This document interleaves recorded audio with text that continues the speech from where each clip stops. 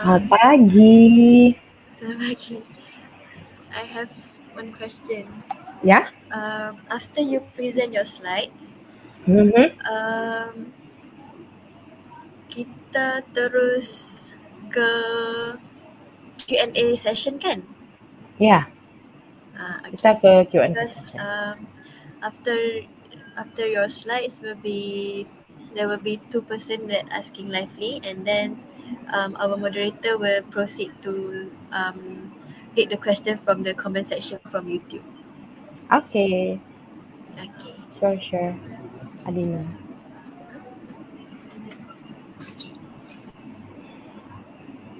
Our How are you technical today? will Okay. apa ni? Oh, What was yeah. How are you today? Are you nervous? nervous? Will it be okay? Yeah. Please proceed. The technical. The technical will um,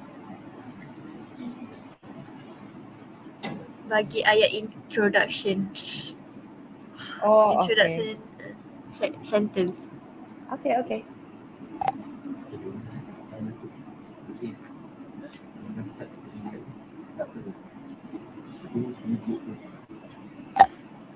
Dah stream ke?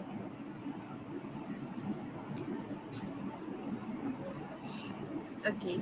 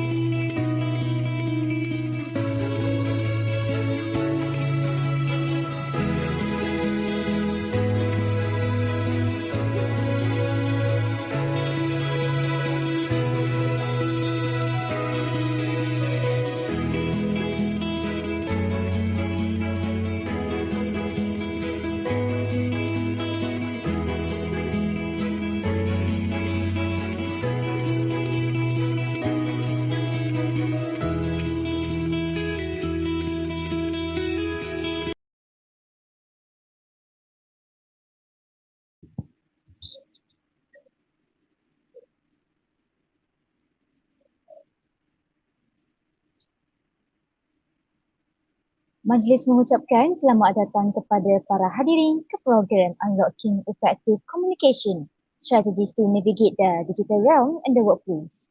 Perhatian kepada para hadirin, terdapat beberapa peringatan mesra yang ingin saya maklumkan sebelum program kita bermula. Bagi menghormati majlis, para hadirin diingatkan supaya sentiasa berada dalam keadaan tenang sepanjang program berlangsung. Para hadirin juga diingatkan supaya menjaga adab dan tata susila sepanjang program berlangsung. Sekiranya terdapat sebarang pertanyaan, para hadirin boleh mengajukan soalan dan pertanyaan di ruangan komen serta chat box sepanjang program berlangsung.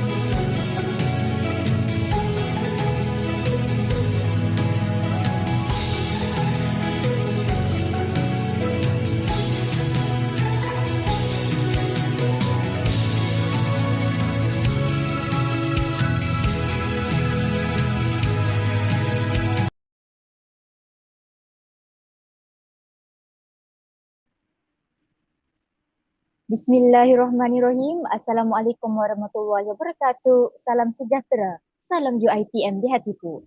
Majlis mengucapkan selamat datang kepada panel jemputan kita pada pagi ini, Miss Wina Aprilia Tita Praja dan para pelajar ke webinar Unlocking Effective Communication, Strategies to Navigate the Digital Realm and the Workplace di bawah anjuran Jawatan Kuasa Perwakilan Polish Tun Hussein On dengan kerjasama Kelab Debat dan Pidato UiTM Cawangan Kelantan.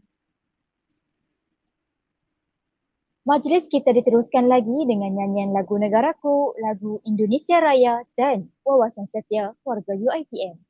Oleh itu, diminta semua untuk berada dalam keadaan bersedia.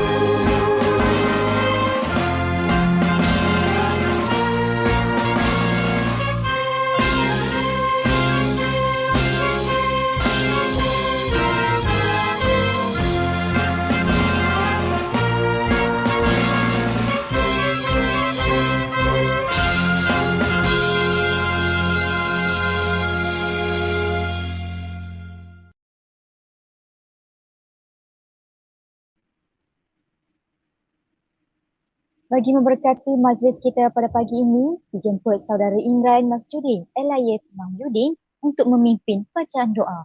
Majlis mempersilakan.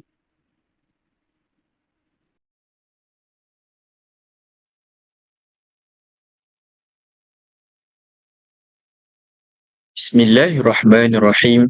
Alhamdulillahirabbil alamin. Wassalatu wassalamu ala sayyidina Muhammad wa ala alihi wa ashabihi ajma'in.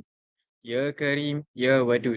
Sesungguhnya kami berhimpun pada hari ini ingin bagi menyatakan kesyukuran di atas kurniaan-Mu yang tidak ternilai. Jadikanlah kami hamba-hamba-Mu yang sentiasa bersyukur sama ada nikmat yang sedikit, lebih-lebih lagi nikmat yang melimpah ruah kepada kami. Ya Allah, Ya Rahman, Ya Rahim. Engkau berkatilah dan rahmatilah perjalanan program Unlocking Effective Communication Strategies to Navigate the Digital Realm and the Workplace pada hari ini. Sesungguhnya Engkau Maha mengetahui bahawa kami di sini ingin menimba ilmu-Mu yang sangat luas bagi mengembangkan ilmu pengetahuan kami sebagai hamba-Mu yang Engkau redai. Justeru berkatilah dan rahmatilah perhimpunan kami ini. Kurniakanlah kepada kami ilmu-Mu. Sinarilah hati-hati kami dengan cahaya dan hidayah-Mu. Semoga dengannya kami mudah menerima dan menghayati serta mengamalkannya. Ya Zal Jalali wal Ikram. Kurniakanlah jua kepada kami kesihatan anggota, kecergasan minda, ketenangan jiwa dan kekuatan semangat. Semoga dengannya kami mampu mendepani cabaran, berdaya saing dan mampu mengangkat martabat diri, keluarga, masyarakat dan negara. Rabbana atina fid dunya hasanah wa fil akhirati hasanatan wa qina azabannar. Wassallallahu ala Muhammad wa ala alihi wa sahbihi wasallam walhamdulillahi rabbil alamin.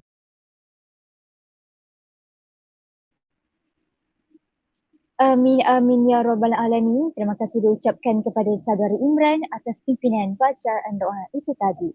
Semoga majlis kita pada pagi ini dirahmati dan diberkati hendaknya.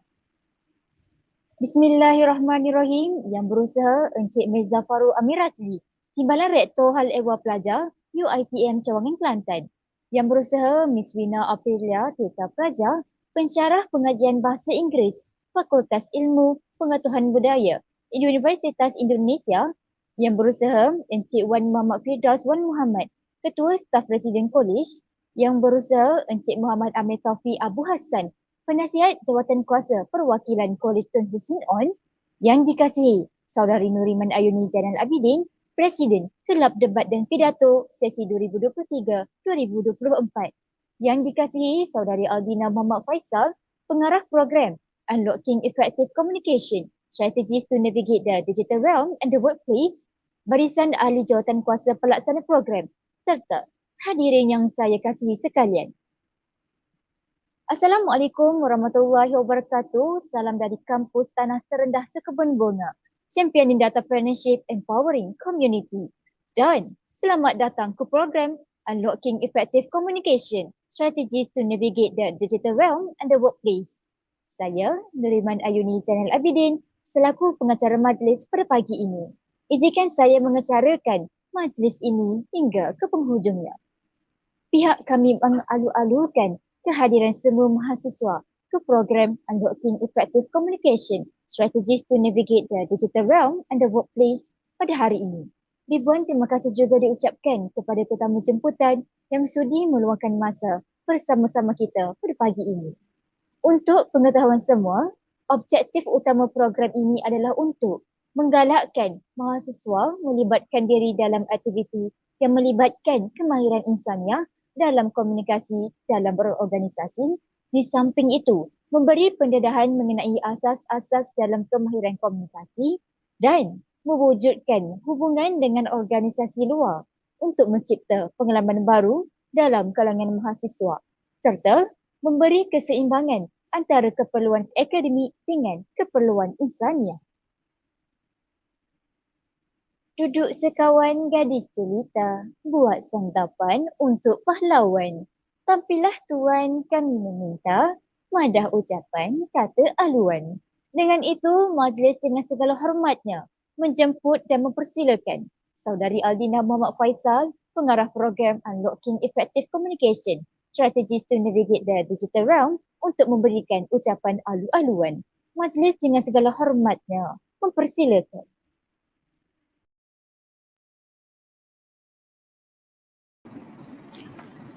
Bismillahirrahmanirrahim. Alhamdulillahirabbil alamin wassalatu wassalamu ala asyrafil anbiya'i wal mursalin wa ala alihi wasahbihi wasallam. Assalamualaikum warahmatullahi wabarakatuh dan salam sejahtera.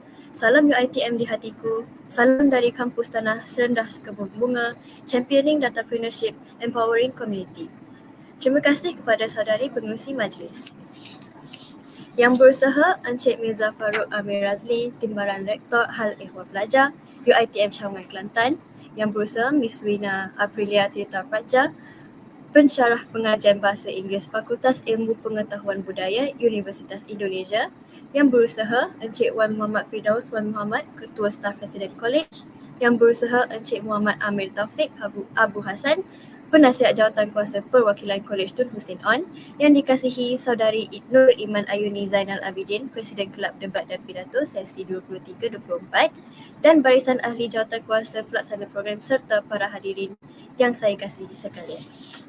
Pertama sekali, bersyukur kehadrat Ilahi, dengan limpah kurnianya dapat kita berkumpul dalam program Unlocking Effective Communication, Strategies to Navigate the Digital Realm and the Workplace pada pagi ini. Di kesempatan ini, saya ingin mengucapkan ribuan terima kasih kepada tetamu jemputan kerana dapat menghadirkan diri pada Majlis Anjuran Jawatan Kuasa Perwakilan Kolej Tun Hussein On dan Kelab Debat dan Pidato.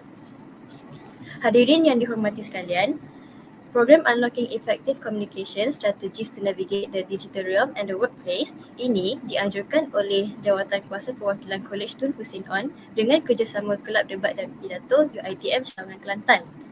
Program kita pada pagi ini bertujuan untuk menggalakkan mahasiswa melibatkan diri dalam aktiviti yang melibatkan kemahiran insaniah dalam komunikasi dan organisasi.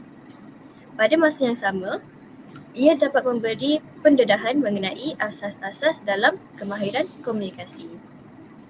Dengan ini, kita dapat mewujudkan hubungan dengan organisasi luar untuk mencipta pengalaman baru dalam kalangan mahasiswa serta dapat membantu dalam memberi keseimbangan antara keperluan akademik dengan keperluan insaniah.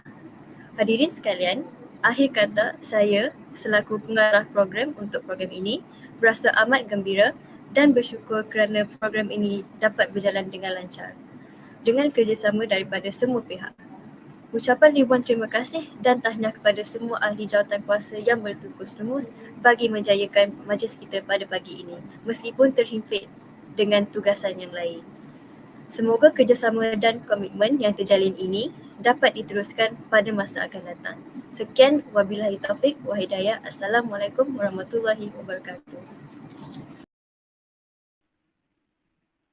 Terima kasih diucapkan kepada saudari Aldina atas ucapan sebentar tadi. Terbang di awan burung jentayu, di atas papan batang jerami. Tampillah tuan kami merayu bersama ucapan kata perasmi.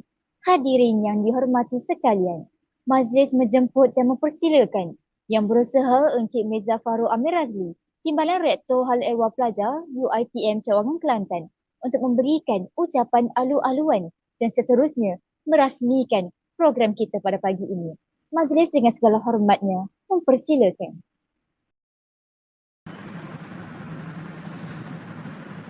Assalamualaikum warahmatullahi taala wabarakatuh. Suara saya clear ke?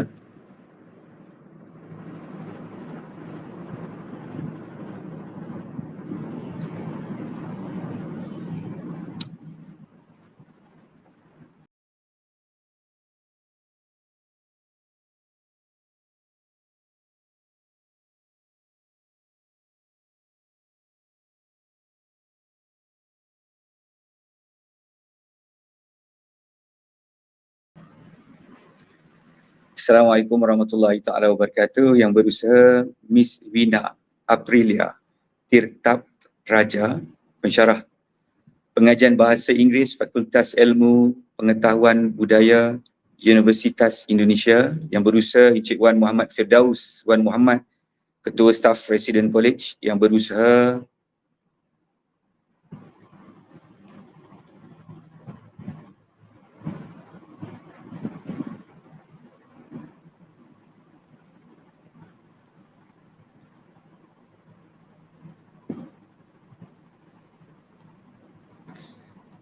Encik Muhammad Amir Taufik Abu Hassan, Penasihat Jawatankuasa Perwakilan Kolej Tun Hussein On, yang dikasihi Saudari Nur Iman Ayuni Zainal Abidin, Presiden Kelab Debat dan Pidato, sesi 2023-2024, yang dikasihi Saudari Aldina Muhammad Faisal, Pengarah Program Unlocking Effective Communication Strategy to Navigate the Digital Realms and the Workplace.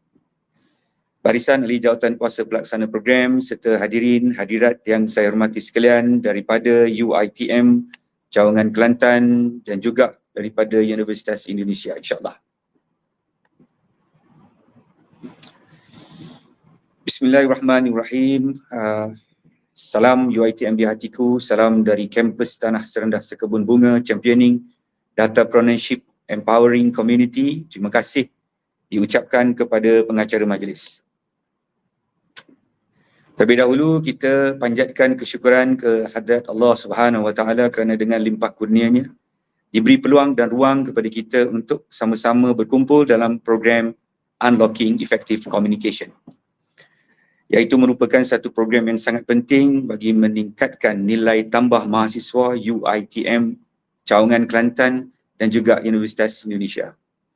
Hadirin hadirat yang saya hormati sekalian, jutaan terima kasih saya ingin ucapkan kepada penceramah jemputan kita daripada Universiti Indonesia untuk sama-sama berkongsi pengalaman beliau di dalam bidang komunikasi ini.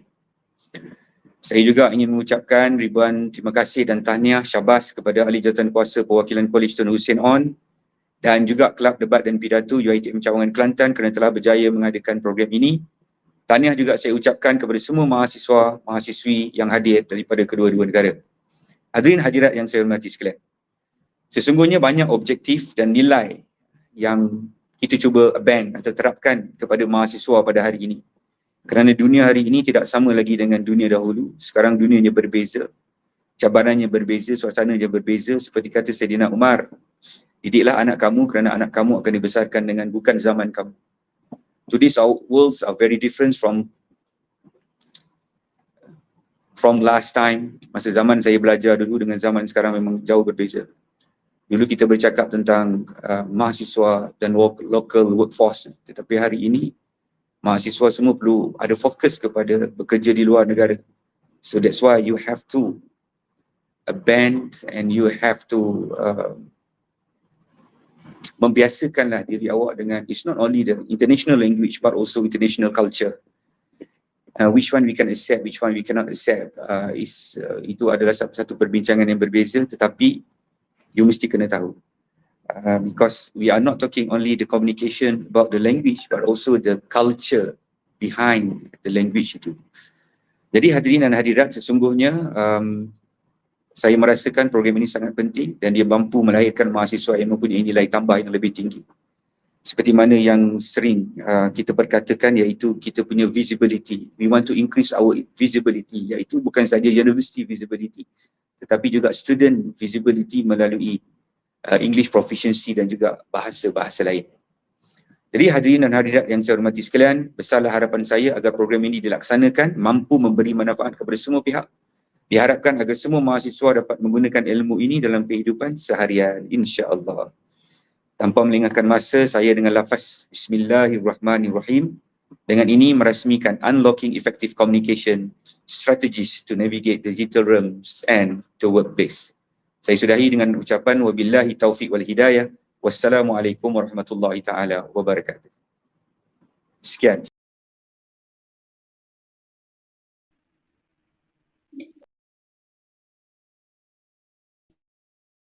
Encik Mirza Faru Amir Azli atas ucapan perasmian itu tadi. Majlis kita diteruskan lagi dengan sesi bergambar. Dengan ini diminta tetamu jemputan dan barisan ahli jawatankuasa yang terlibat untuk membuka kamera.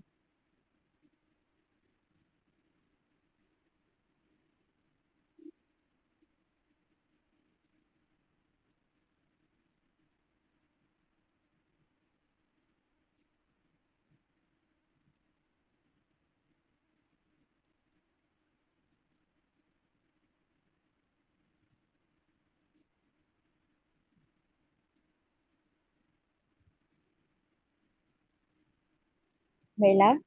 1, 2, 3. 1, 2, 3. Okay, freestyle last. 1, 2, 3.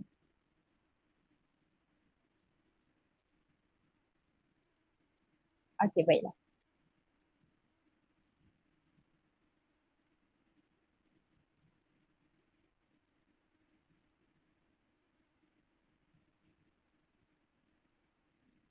Majlis kita akan diteruskan dengan sesi ceramah.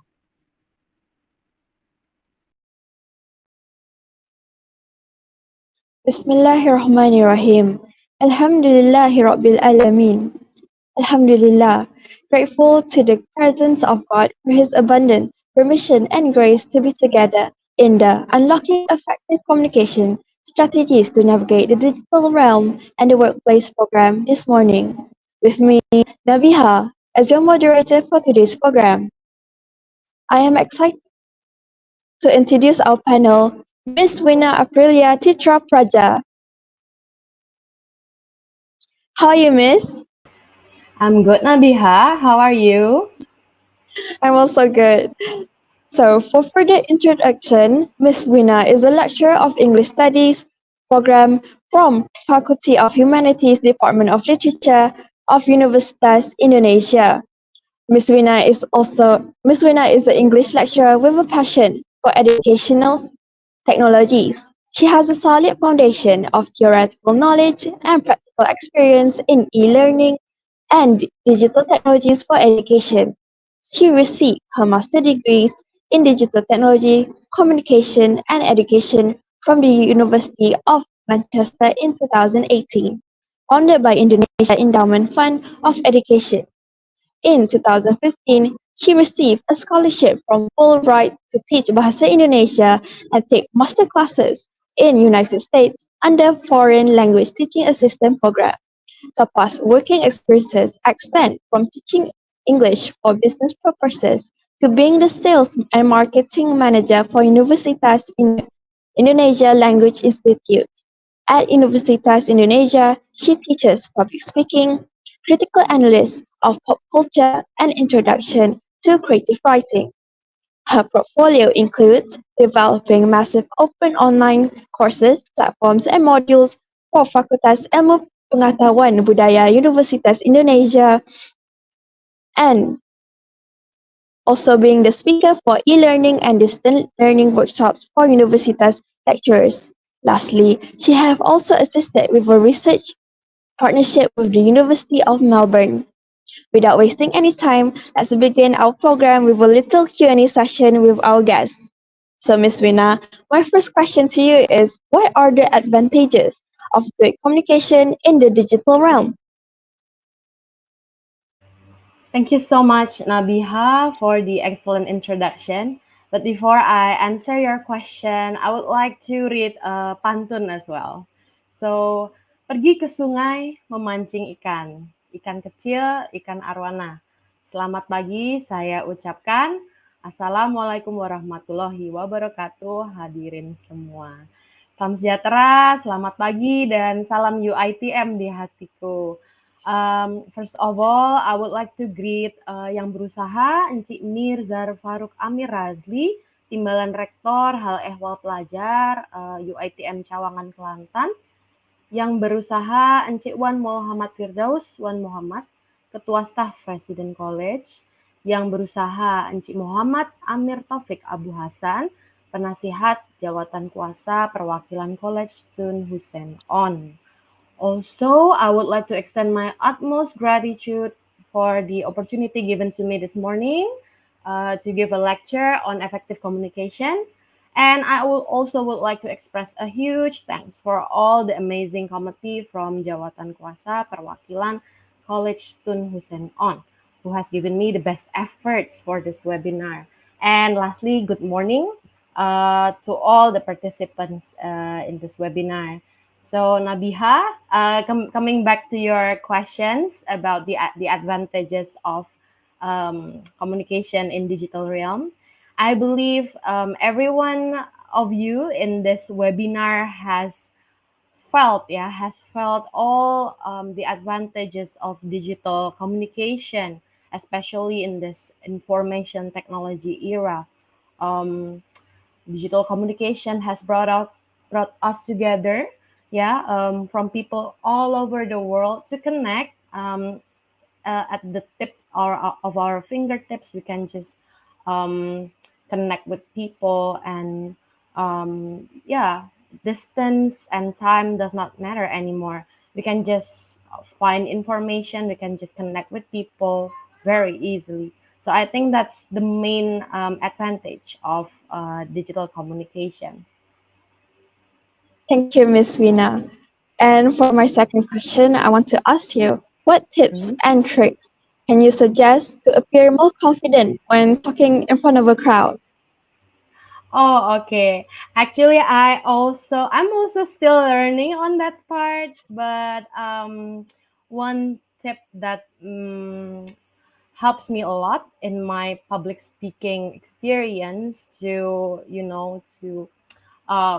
to manage my anxiety and also to be more confident is to come early to the venue of the talk and probably talk to the people in the venue just to get rid of my anxiety. So this morning I also come early to this StreamYard and then talk a bit with Aldina, with the program director. So I think it really helps me because I like to talk and it makes me happy. So it also reduces my anxiety.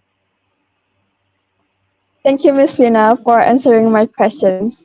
Yeah. Moving on to the next portion of our program, I'll turn over to Miss Vina to share with us her knowledge and expertise. Thank you so much, Nabiha.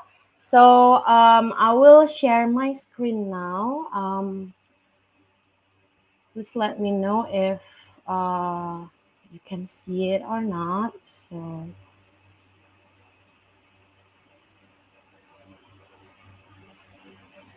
okay.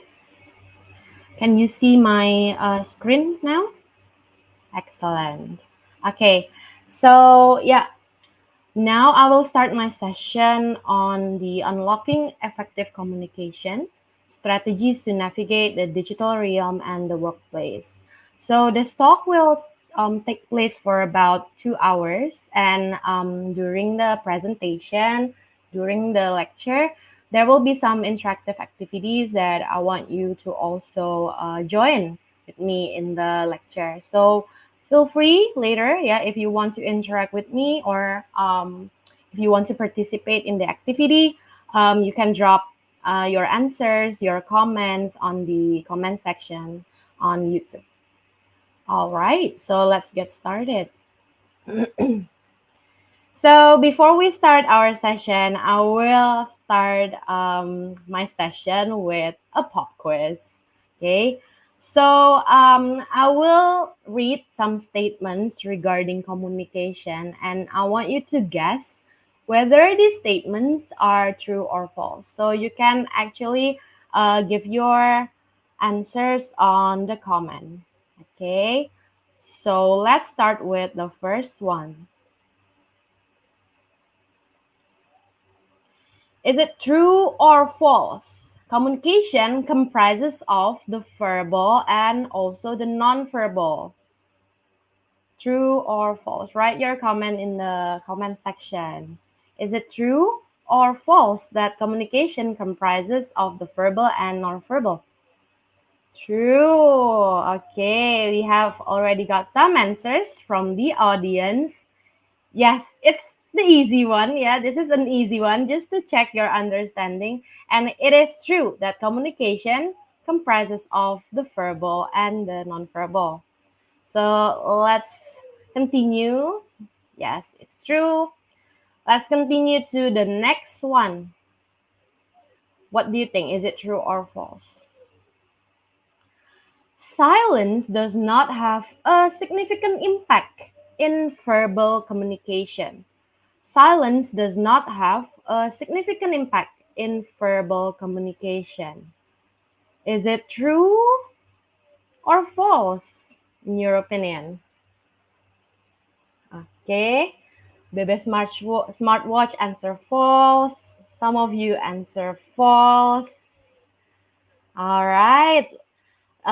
So far, the answer that has been submitted answered false. Yeah, that's good. I think lots of you have known a lot about communication already. Okay, yes. So, silence actually in a conversation and verbal communication can have a very powerful effect because while strategic pauses can enhance comprehension and also recall, if we have prolonged silence, it can also create discomfort or signal of disapproval. So, as you can see here, silence does have a significant impact in verbal communication. So, use your silence wisely. Okay, next one, we will continue with the next statement. Is it true or false?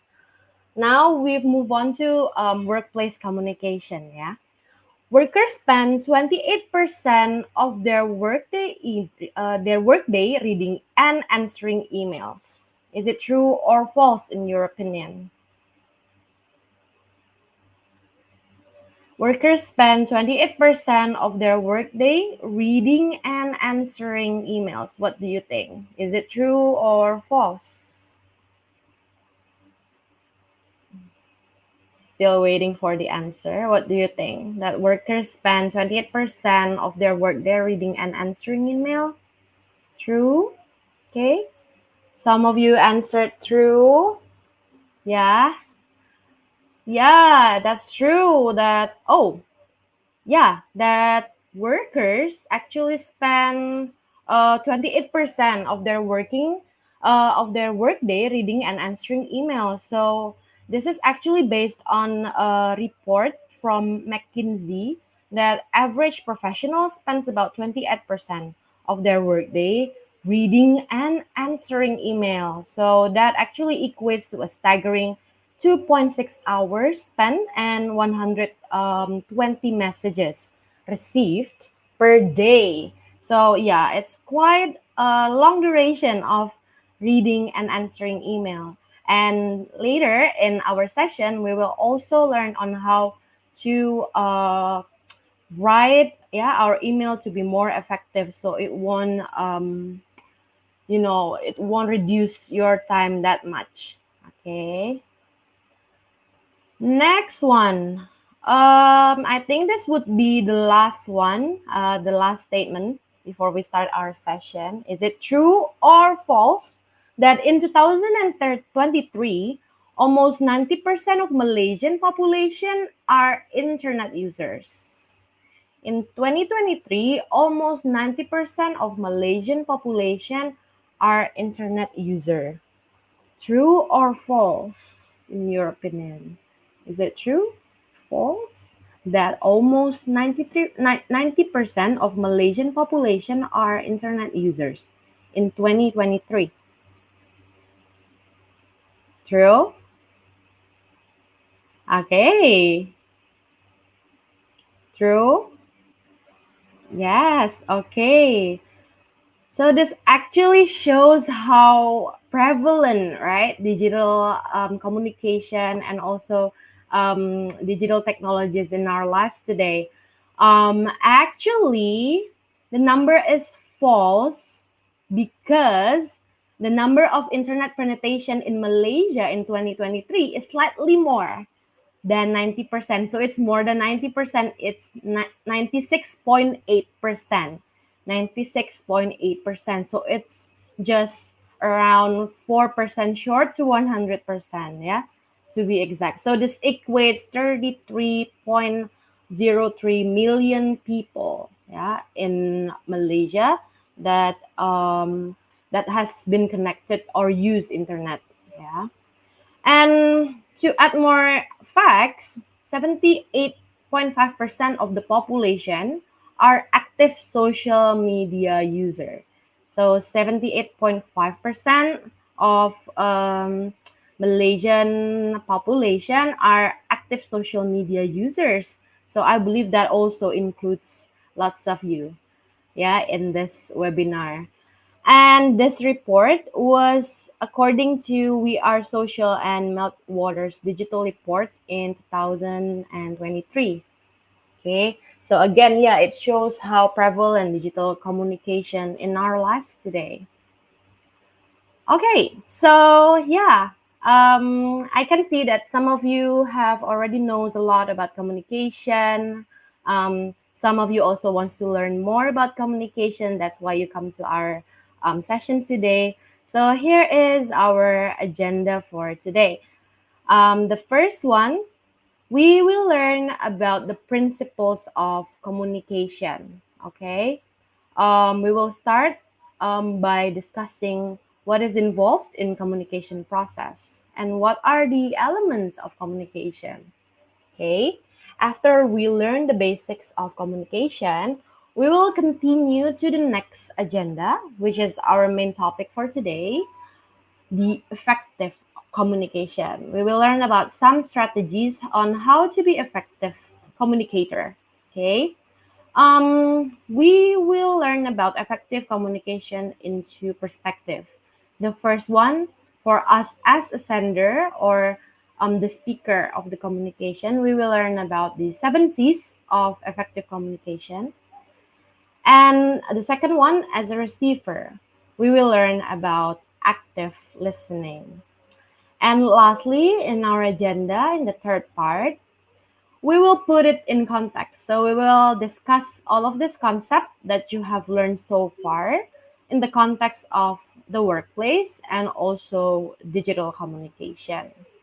Okay, so that's our agenda for today. So let's start with the first agenda, which is the principles of communication. All right. So before we discuss communication further, we should understand first what is communication.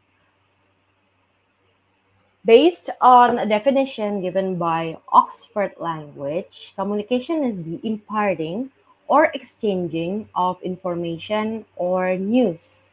And our working definition for our session today, communication is a process that involves sending and receiving messages through the verbal and non-verbal methods. And again, I would like to stress that communication is a process. And we are going to discuss the process of communication in a moment. So let's take a look at this diagram. So this is a diagram of the process of communication. As you can see, there are several elements of communication in this diagram, and we will discuss these elements one by one, starting from the source. Okay, on the left side of the diagram, we can see here the source of communication process, or we can also call the source the speaker or the sender. So the source, they creates message, and the process of creating, organizing, and also producing the message is called encoding. Next one, the source sends the message, the one on the top here. So the message is the content of the communication process. These are thoughts and also the ideas that put into meaningful expressions. And again, it is expressed verbally and also non-verbally. The message is then sent into the receiver or the audience of the communication process. Okay, and we will in the receiver, the process of interpreting the message is called decoding, and the audience members decode the meaning of the message selectively, and it's based on their own experiences and attitudes. So taking this communication event as an example, so our webinar, okay? In our webinar, currently I am the one who becomes the speaker of this communication event, right? And the message that I'm sending to you is the information regarding communication process, while you are the audience of this communication process. And as an audience, you decode the meaning of my message selectively, and it's based on your own experience and attitudes. So everyone will have different understanding about the information that I gave, because you have different experiences, you have different background, you have different attitudes. So one person's understanding might be different from the other. And that's what makes it interesting about communication. Okay. Next one. The receiver is not always just a passive actor in this communication, because the receiver can also give feedback. On the bottom of the diagram here, the feedback. So the feedback is the audience's response to a message, and it can also be conveyed both verbally and non-verbally. Okay? So again, as a receiver, as an audience, you're not only a passive receiver. Okay? You also give feedback. And the feedback is not always have to be something complicated. It could also be the responses that you give in the comment section right now. Okay? I can see that in the comment section, you actually posted some emoticons, yeah. You actually posted some yeah, mostly emoticons, yeah. And yeah, those are also a kind of feedback that you have given to me during this webinar, during this communication event. In classroom context, the feedback that is given by my students can also be their um, their enthusiastic face. Yeah, so it's also nonverbal. Their enthusiastic face, or maybe they're yawning, or even they're sleeping in my class. Those are also feedback that is given by the audience. Okay, so yeah, what needs to be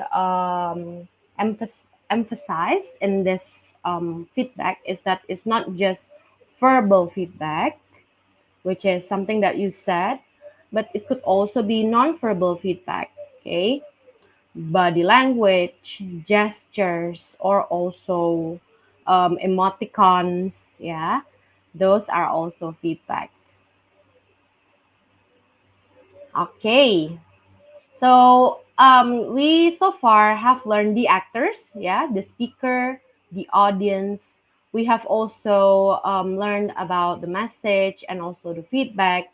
Now we will take a look at the matters surrounding this communication event. First of all, it's the channel. Okay. The channel is the medium through which the speaker sends a message. Yeah, the medium through which the speaker sends a message. So in our communication event, the channel is what? Can you guess? What is the channel of communication in our webinar today?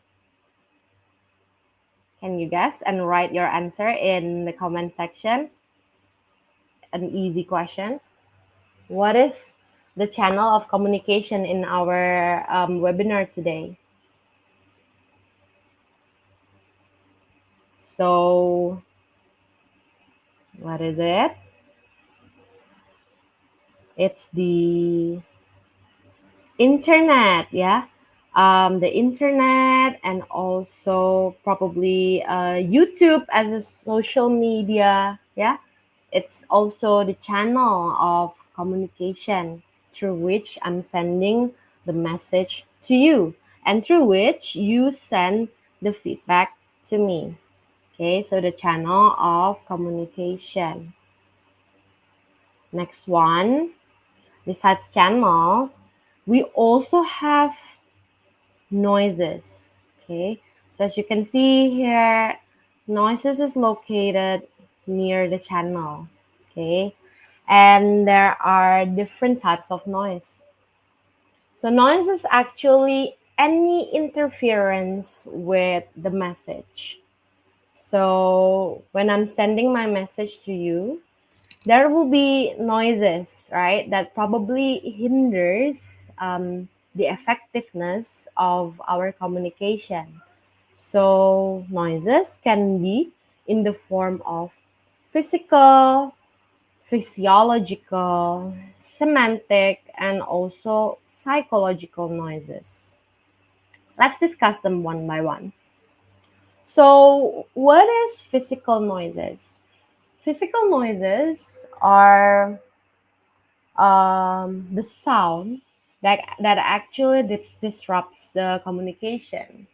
Well, fortunately, thankfully, right now we don't have any noises, yeah, that hinders our communication. But I don't know. Probably right now, when you are listening to my webinar, there are probably your friends talking next to you, or maybe there are sound of the people outside of your house doing their activities, or probably in Indonesia also there is a meme when it was when the pandemic hits and everyone turns to Zoom meetings for classes. There are sounds like people cutting ceramics, like beep beep beep. Yeah, those are also physical noises that actually disrupts or interrupts the communication process. Okay, physical noise. The second one is physiological noise. So physiological noise happens when, for example, you or the sender or the speaker has impairments, yeah, biological impairments related to their hearing or also the speaking. So physiological noises is in the form of biological impairments. But of course, today there are lots of methods that can help with that. Yeah. And the next one, semantic noise. So, what is semantic noise? Semantic noise is related to language. Yeah. Semantic noise is related to language. When we talk to someone who speaks or whose first language is different from us, yeah, um, it might be there might be semantic noises. There will be probably there might be problems related to language. Yeah. For example, if the sender and the speaker does not have the same level of English or bahasa or Malay's fluency, then it will be kind of difficult. Yeah, there will be some noises, um, particularly semantic noises, that will hinder the communication event. Okay, and of course, again, there are also many ways to help us with semantic noises. Yeah, um, of course, you can take language courses, yeah, to help you understand languages better. And lastly, and also in my opinion, is one of the most interesting noises, is psychological noises. Okay, I'll give you a minute to think and probably guess what is psychological noises. How is our psychology can be a noise or can be something that hinders communication, effective communication? What is psychological noises? Any ideas? You can actually put some answers if you want in the comment sections. Okay. Psychological noises. What are psychological noises? So, psychological noise can be, yeah, noise in your head that can prevent you from concentrating. Yeah, that could be one.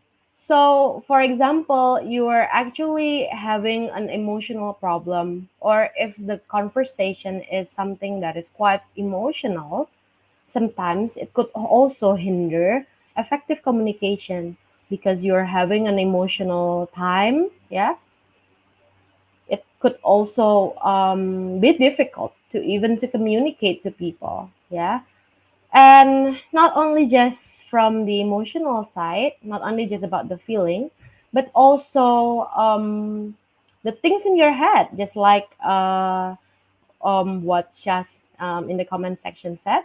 It could also be biases. Yeah, biases in your head, selective bias when you are reading articles on the internet, or when you are, oh yeah, probably quite, well, yeah, quite similar to daydreaming, like when you're tired and you're unfocused. Yeah, but coming back to my explanation regarding bias, for example, cognitive biases, in which you actually select the information that you want to accept and not accept. Yeah, it could also be a noises. So, for example, let's take this as an example from Indonesia, yeah. But actually, I think this also happens everywhere around the world, and probably including Malaysia as well. So, Indonesia has just got our last election, yeah. And election is always a big thing in Indonesia, and people probably has their own, candidates that they support. Okay, so when they have actually rooted for one candidate or the other, they might have some bias when they're communicating with people, or when they interact with information. Probably they can accept some information that supports their candidate, or they might not believe some information that discredit their candidate. Okay, um, regardless of the fact whether the information is correct or incorrect, whether it's accurate or inaccurate, but by having these biases, sometimes it can also hinders an effective communication, right? Or it's just as simple as when you're talking to someone, if you like this person, you might want to hear this person more.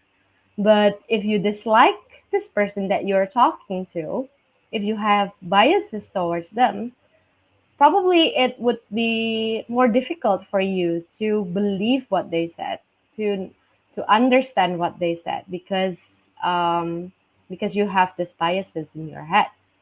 Okay, so yeah, just now we have discussed the four noises, yeah, that can hinder communication. Yes, I know it's true, right? When you dislike someone, it's more unlikely for you to ditch their messages, for example. Okay, so now let's continue. So we have discussed the things surrounding the communication event. And next one, we have shared meaning. So, of course, when we are trying to communicate a message to someone, we hope that this person can understand what we said, right? We hope that this person shared the same understanding, shared the same meaning as us. So, yeah, shared meaning is basically the mutual understanding of a message between the speaker and also the audience. So, shared meaning is not just it's not just in the side of the speaker, but it could also be in the side of the audience. Shared meaning is a mutual effort for both parties to have similar understanding, yeah, mutual understanding regarding the message that they are sending back and forth. So the lowest level of shared meaning exists when the speaker has merely caught the audience attention. Okay, so the lowest level of shared meaning exists when the speaker has merely caught the audience's attention. So hopefully right now in our communication event in this webinar, I at least have caught your attention, yeah, with all the information I that I impart to you. Okay, that's the lowest level. But of course, I hope and I would expect we will have a higher degree of shared meaning. Okay, we'll expect us to have a higher degree of shared meaning. I really hope that you and I together make uh we can co-create a meaning. Okay, so that's why I would really like to hear from you, to interact with you, even though probably there are so many of you in this webinar. But yeah, if you can also give some comments in the comment section so that we can have a more meaningful shared meaning, that would be wonderful. Okay, all right. And next one, after we discuss shared meaning, we also have the context of the communication. So the context involves anything that influences the sender, the receiver, or the situation. So again, taking this webinar or this communication event as an example, the context of our webinar today is academic context, right? Even though I'm trying to be friendly, I'm trying to be an informal speaker to you, but we are still in the context of academic context. So there will be principles, right? There will be principles in academic context. Of course, the information that I have given to you, it needs to be valid. It needs to be something that is backed by research. It needs to be something from a valid sources, right? So yeah, that is an example of context, yeah, academic context. Not only just the speaker or the source, but also the audience or the receiver. As I also understand at the beginning of our webinar, the MC actually mentioned some rules and regulations on joining this webinar. So those are also principles, academic principles that we need to obey, yeah, so that our communication event can go smoothly, right? So yes, that is the context, yeah, and context actually influence also the communication process, including sender, the receiver, and also the situation. All right, and last but not least, but definitely not the least, is the goal of the communication. Okay, actually, the goal is one of the most important thing in communication. It actually needs to be in the beginning and both also the end of the communication. So in a communication event, we have because in the goal, the goal is what you want the sender to learn or do as a result of the communication. So in order to reach a goal, the sender and also the receiver will have efforts, yeah, to reach the goal. The sender For example, in our example here, in our webinar, I'm trying to find the best methods so that every one of you in this webinar can understand, can have mutual understanding, can have shared meaning with me related to the message and to the information that I'm imparting right now. Okay, so that's why the goal should be also in the beginning when I'm designing my lecture, when I'm designing my slides, even, yeah, because I want, my goal is to make you understand. My goal is to inform you related to the principles of communication and related to the effective communication. So I'm trying my best to to design all of the things I put in this presentation to to be effective, right? And your goal as the receiver, hopefully you also have the efforts to understand my lectures, right? Probably you um, try to listen to my lecture carefully, yeah. So yeah, together we hopefully can reach the goal, okay, of the communication, and of course the outcome of the speaking of this lecture, of this communication event or this webinar, is for everyone to have an improved communication skills. Okay, so yeah, so that is the goal. All right. Okay, just now you have just learned about the process and the elements of communications, and I have also give you some examples regarding elements and also the process of communication. Now we will delve deeper on workplace and digital communication. So let's discuss how this diagram, how this communication process apply in workplace and digital communication. All right. So now let's move on to the workplace. Yeah, let's start the workplace first. So let's start with the goal of workplace communication. Um, Here on the screen, I have listed some goals of workplace communication. Of course, if you are working in a company, yeah, you are hired to achieve company goals, probably to earn as much profit as possible, yeah.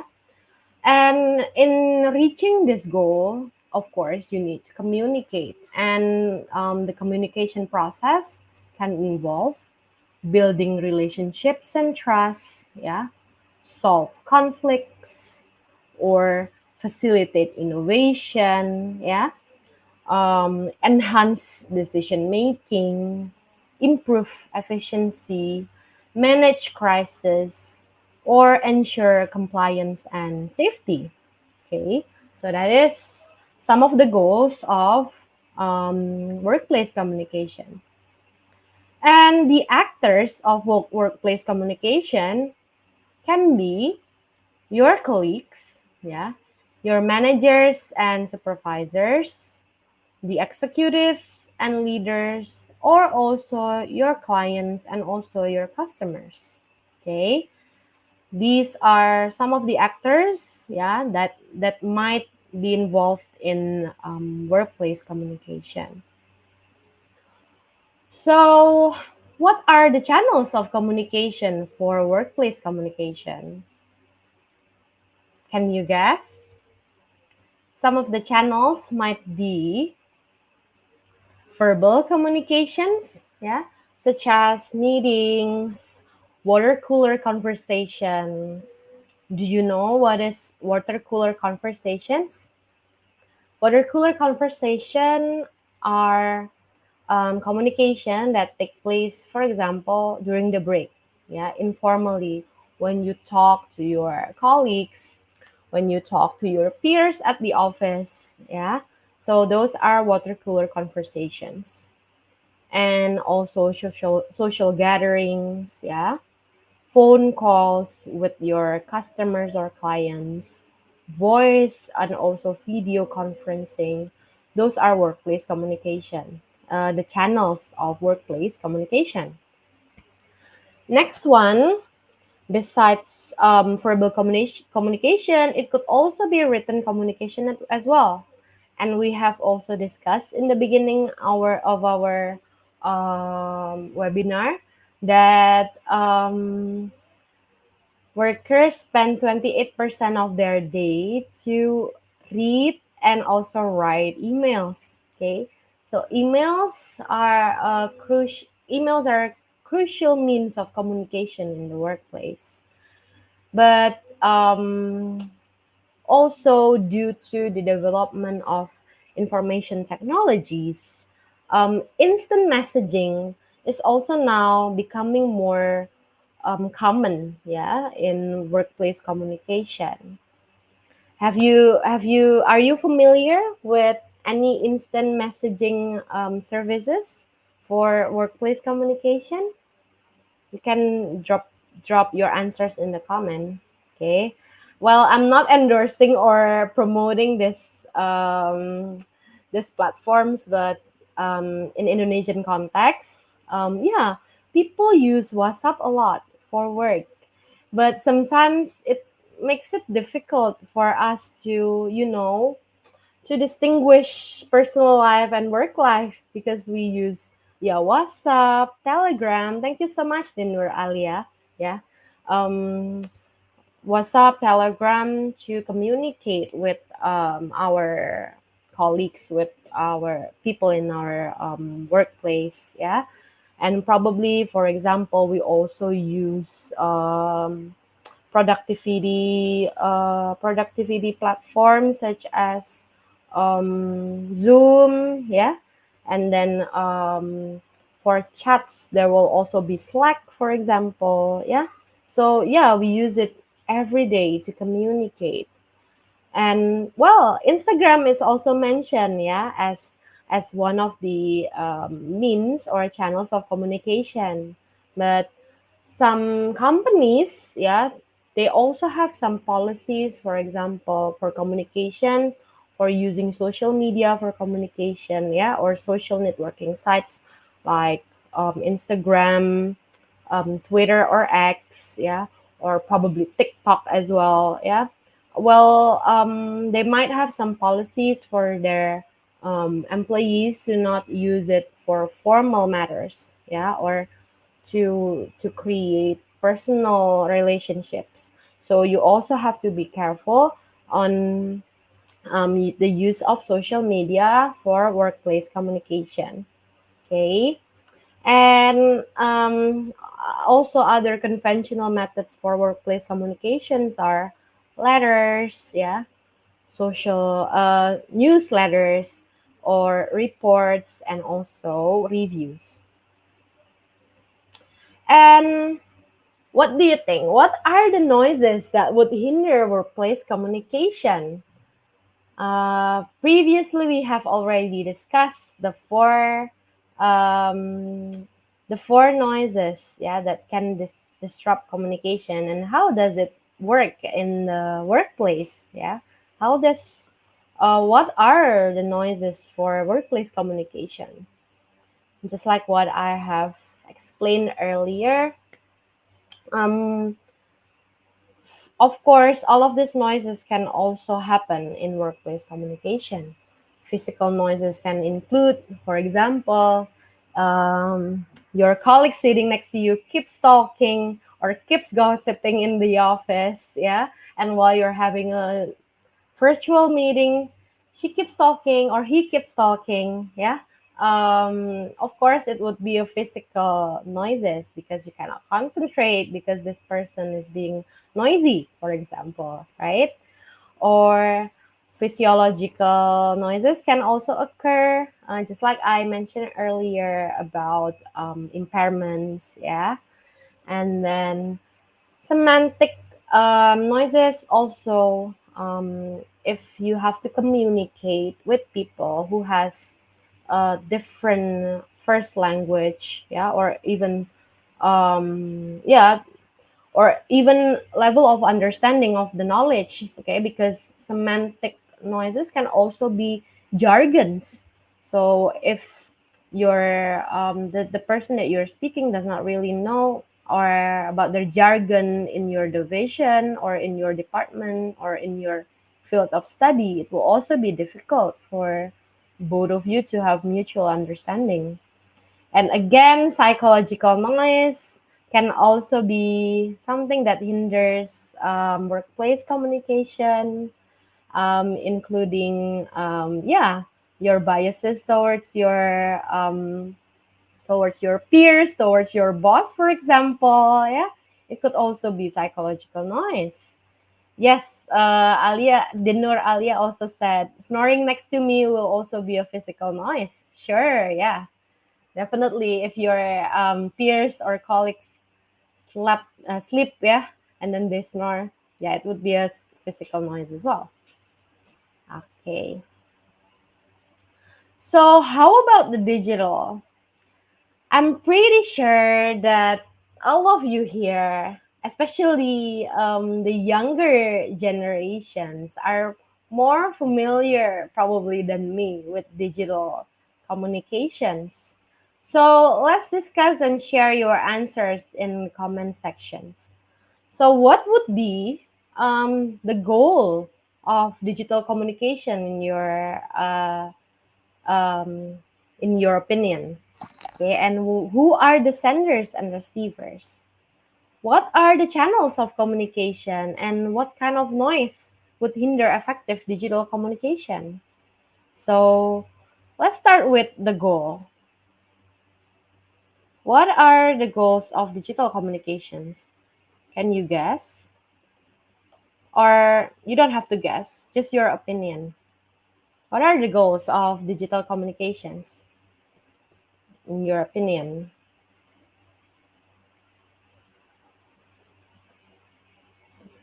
What do you think are the goals of digital communications?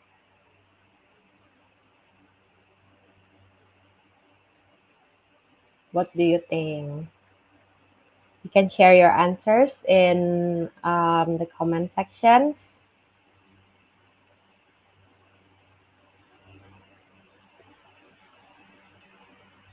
Okay. Of course, there are, just like the workplace communication, there are lots and lots of goals of digital communications. And yeah, thank you, Aldina, for answering. Of course, to prevent miscommunication is also one of the goal of digital communication. Yeah, to reach understanding between parties. Sure. And what makes digital communication special is that you have to be in the same place at the same time with your receiver. Okay, just like what we do today. It can be just done anywhere, anytime. So probably also the goals of digital communications can be um, to make communication effective, yeah, to ease communication using digital platforms, digital technologies. Okay, so coming next to the next question, who are the senders and receivers of digital communications? I think this would be very easy because everyone can be the senders and receivers, right? It can be your friends, it can be your family, it can be your colleagues at work, it can also be strangers on the internet that can be the senders and also receivers of communication. Sure, basically just people, yeah, people all around the world, or even yeah, organizations too. You can not just communicate with person to person, but also to institutions, to between organizations as well. Yes, like what we are doing right now as well. Good. And channels of communication. This is what I'm very curious right now from you. What are your preferred modes of communication, or what kind of channels that you use to communicate these days? What social media is gaining popularity in Malaysia? I'm curious. Can you share what are the channels of digital communication? Zoom or Skype? Yeah, I believe due to the pandemic, lots of people are very familiar with Zoom, Skype. Yeah. Okay. What else? I'm curious. Teams, yeah, Microsoft Teams, also for workplace communications as well, and maybe in institutions, yeah.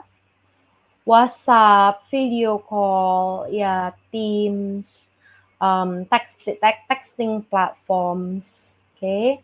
How about social media? I'm very curious. What social media is gaining popularity in Malaysia? Google Meet, yeah. In Indonesia, TikTok is also a big thing right now. Oh yeah, WebEx. Okay, Skype. Yeah. Yes. So those are some of the video conferencing platforms. Yeah. Yeah. TikTok, Twitter. Yeah. I'm also on Twitter, and in my timeline, yeah, there are also lots of Malaysian tweets, or X, yeah. Now they call it X, but yeah, lots of Malaysian tweets from Malay people. Even though I'm Indonesian, but I often receive tweets from Malaysia, and in the threads, lots of Indonesian people also interact in Twitter. So it's good. Yeah. TikTok. Okay.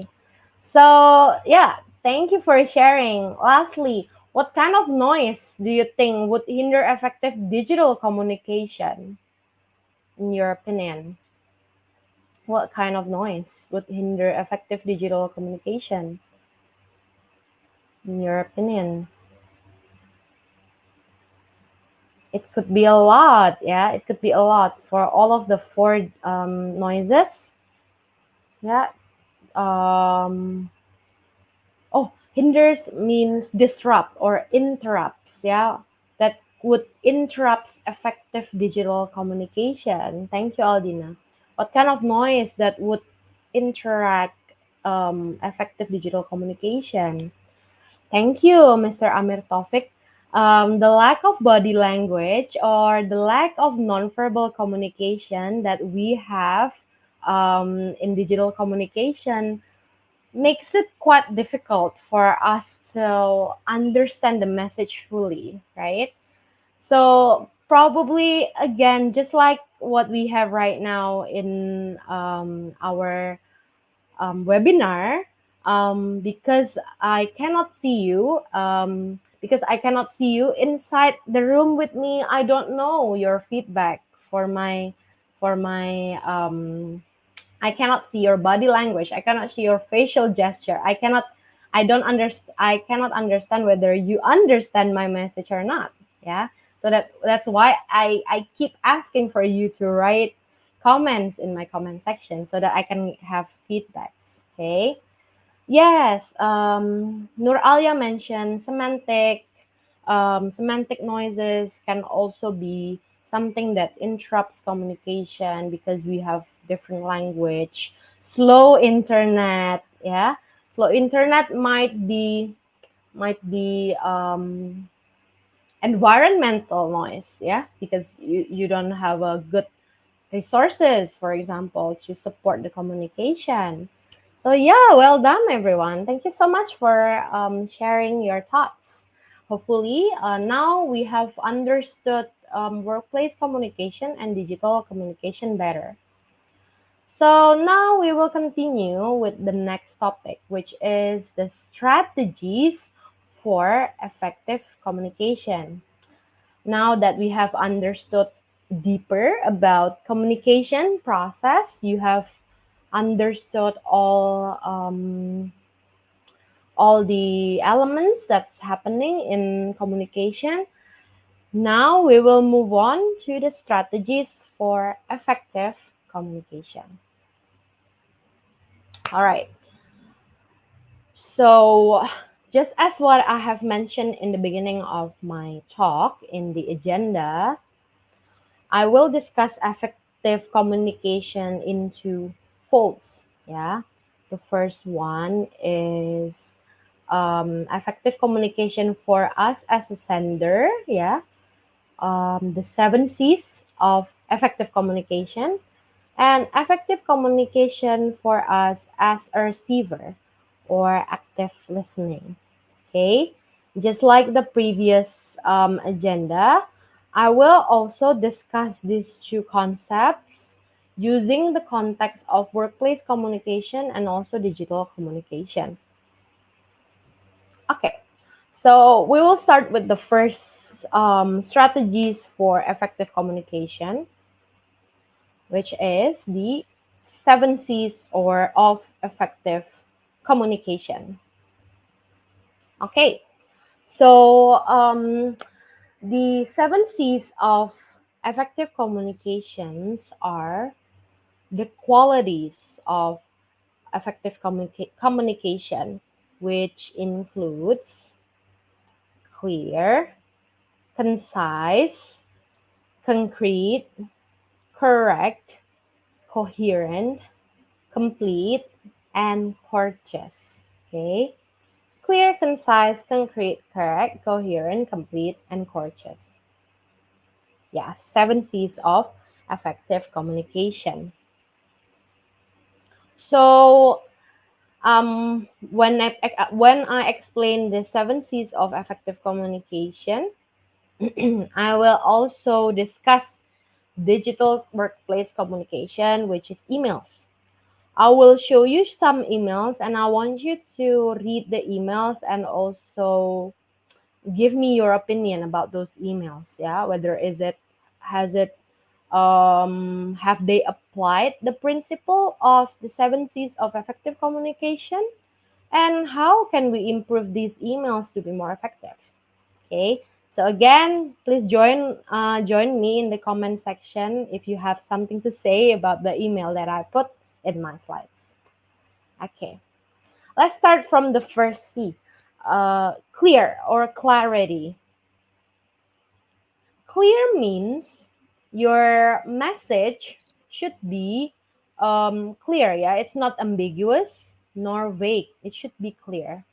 So, what do we need to be clear about? We need to be clear about our message, yeah, and also the purpose of our communication. And how can we be clear? We should have of course, good language skills so that we can have clarity in our communication. We also have to have a good communication style, yeah, that actually that is effective for the context of the communication, okay? And also a good format. So let's see on how it manifests in emails, yeah, workplace emails. So let's take a look at this email. Hi, John. I heard about what you had said and done at the meeting. It is a small matter. Have you completed the report? Could you please pass me the file soon? This is urgent. Thanks. Okay, so what do you think of this email? Do you think it is clear enough? Are there any parts in the email that you think needs more clarity? Any ideas? Any ideas? Okay, so in my opinion, there are some parts of this email that needs to be clarified, as underlined in this email right now. Hi, John. I heard about what you had said and done. So, what does it mean? Yeah, what you said and done. Which part of the meeting that has been said and done by John? Okay, it's not clear. And then it is a small matter. What do you mean by small matter? Do you want to underestimate what John just said? Or you want to say that we don't have to be worried about this. Okay. And then what is the report that you are trying to say? Yeah. It's not clear. And then what kind of file? So, yes, I think this part of the email should be clarified, right? And in order to be clear, you need to give more information. So, let's see the revised version of the email. Hi, John. I heard about the issue of sales pitches that you raised at the meeting. Don't worry, my team will do some follow ups, including setting up a sync up meeting next Monday. Have you completed the sales and marketing report? Could you please pass me by tomorrow morning? This is urgent. Thanks. Okay. So by adding more details, yes, small or and also important details, you it can help the reader or the receiver to understand the message better. Okay. Nor Alia also mentioned that the context of the email is unknown. Yeah. I think this email can also be improved by probably adding the subject of the email. Yeah. And yeah, adding more details so that it could be even clearer. The next C is concise. Yeah. Okay. To be concise, you have concise means, yeah, to be succinct, brief, and to the point. And to be concise means we will use efficient use of words. Yeah, we use words efficiently. So let's take a look on how it looks on an email, a workplace email.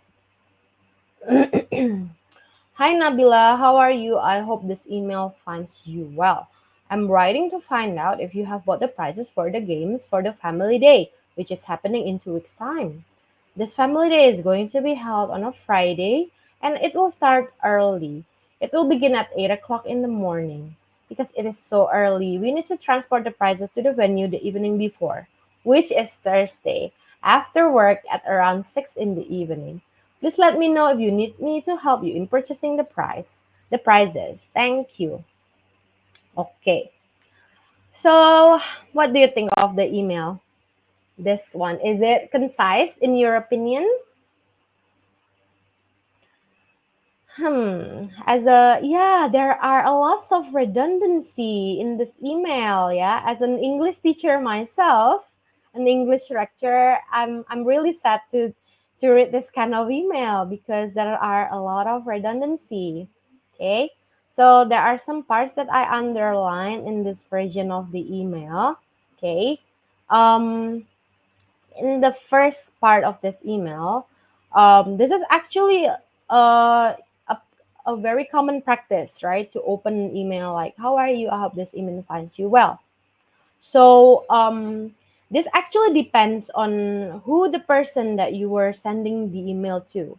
If it is someone that you haven't met before, or it is someone that your client, that is your client, and this is your first line of communication with them, it is a good idea to have, how are you? I hope this email finds you well. But if the person that you are sending the email to is someone whom you meet every day, whom you see every day, it is you can just omit this part, yeah. Omit the part, how are you? Hope this email finds you well. Okay. And I'm writing to find out also the same. If it is just your peers, you can also just set like I'm yeah I want to find out, yeah, if you have bought the prizes. Okay, so you can also just ask, yeah, have you bought the game prizes for the family day, for example. Yeah.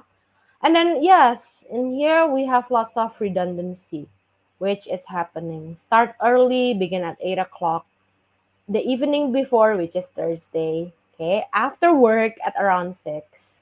So let's see the revised version of this email. Okay. Hi Nabila, have you bought the game prizes for the family day happening on Friday, 2 weeks from now? Since the event will start early at 8 in the morning, we need to transport the prizes to the venue the evening before, Thursday, at around 6 p.m. Please let me know if you need me to help you to purchase the items. Okay. Thank you and regards, Sinta.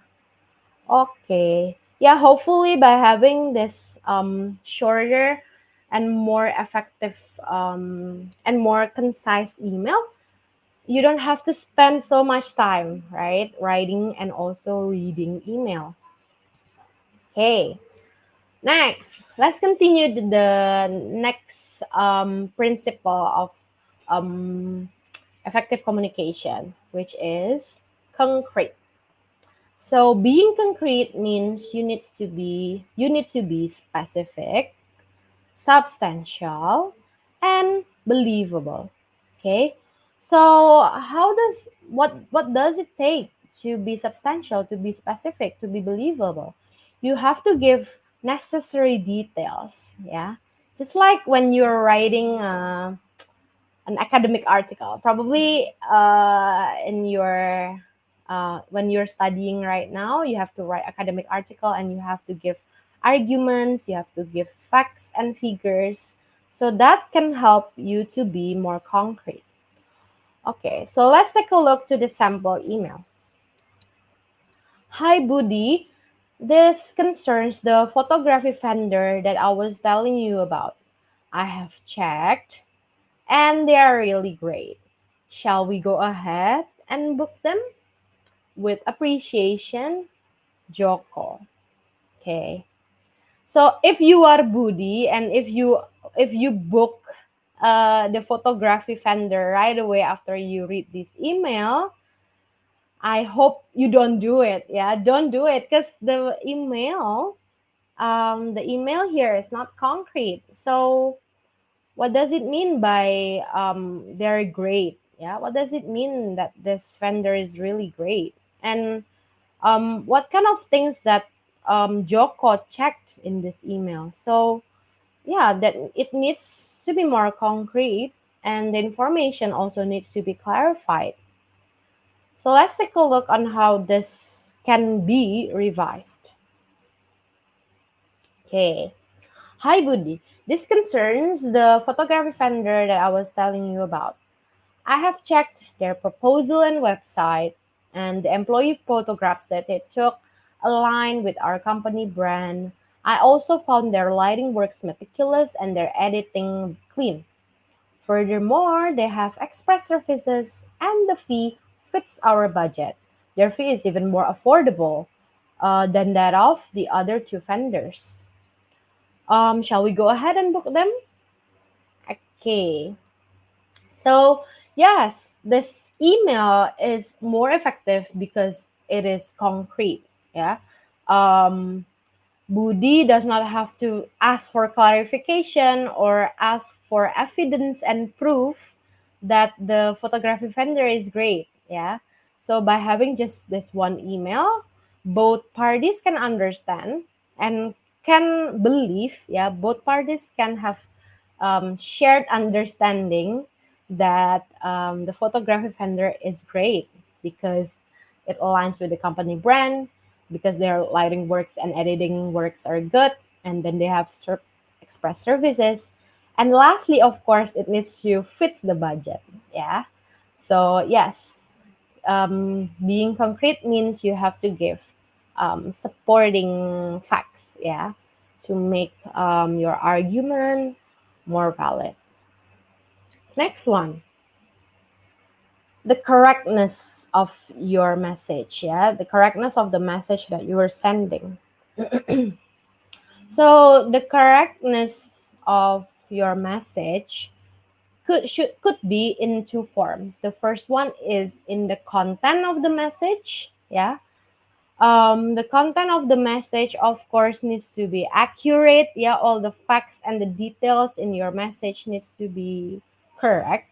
and accurate, and you don't want to give misinformation, right? You don't want to give lies to other people. So yeah, the content needs to be correct. Not only just the content, but also the language. Yeah, because we have learned about semantic problems, semantic noises in communication. Yeah. And if you don't use a good language or an accurate with accurate grammar, with appropriate use of language, it would be difficult for you and also the by both the sender and also the receiver to have a good communication. Okay, it includes grammar, spelling, punctuation, appropriate vocabulary that also suit the receiver. Okay, so let's take a look at the email. Okay, subject: urgent project update. Hi team, PLS, be informed that the project deadline was extended to next week. Please make sure all tasks are completed by then. Thanks. Of course, this kind of email is not appropriate. Yeah, it's not appropriate for workplace email. Even in instant messaging, even in chats, if it is a workplace, in a workplace context, if it is a business context, I also do not advise you to use this kind of language. Yeah, like using abbreviations or using slangs, for example. um, unless you know the person that you work very closely, it is still okay.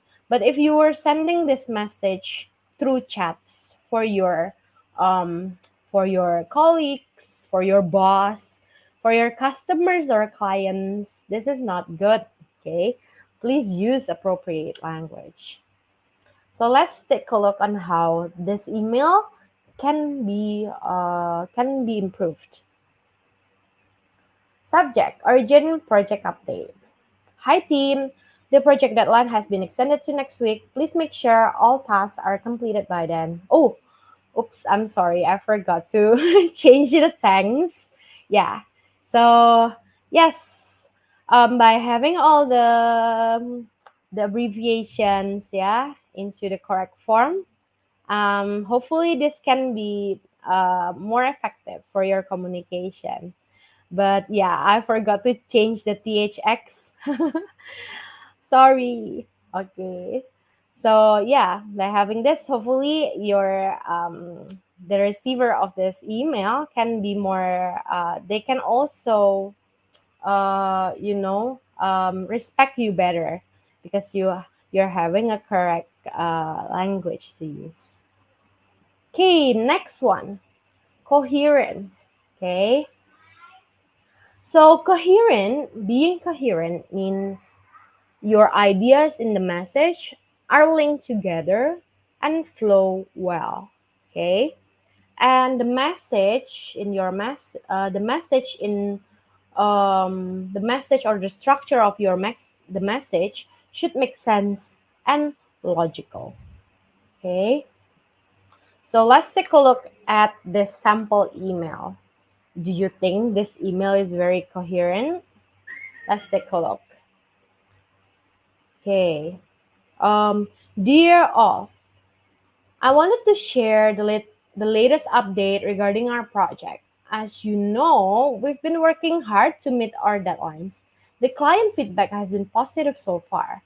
However, there are a few issues we need to discuss at our next meeting.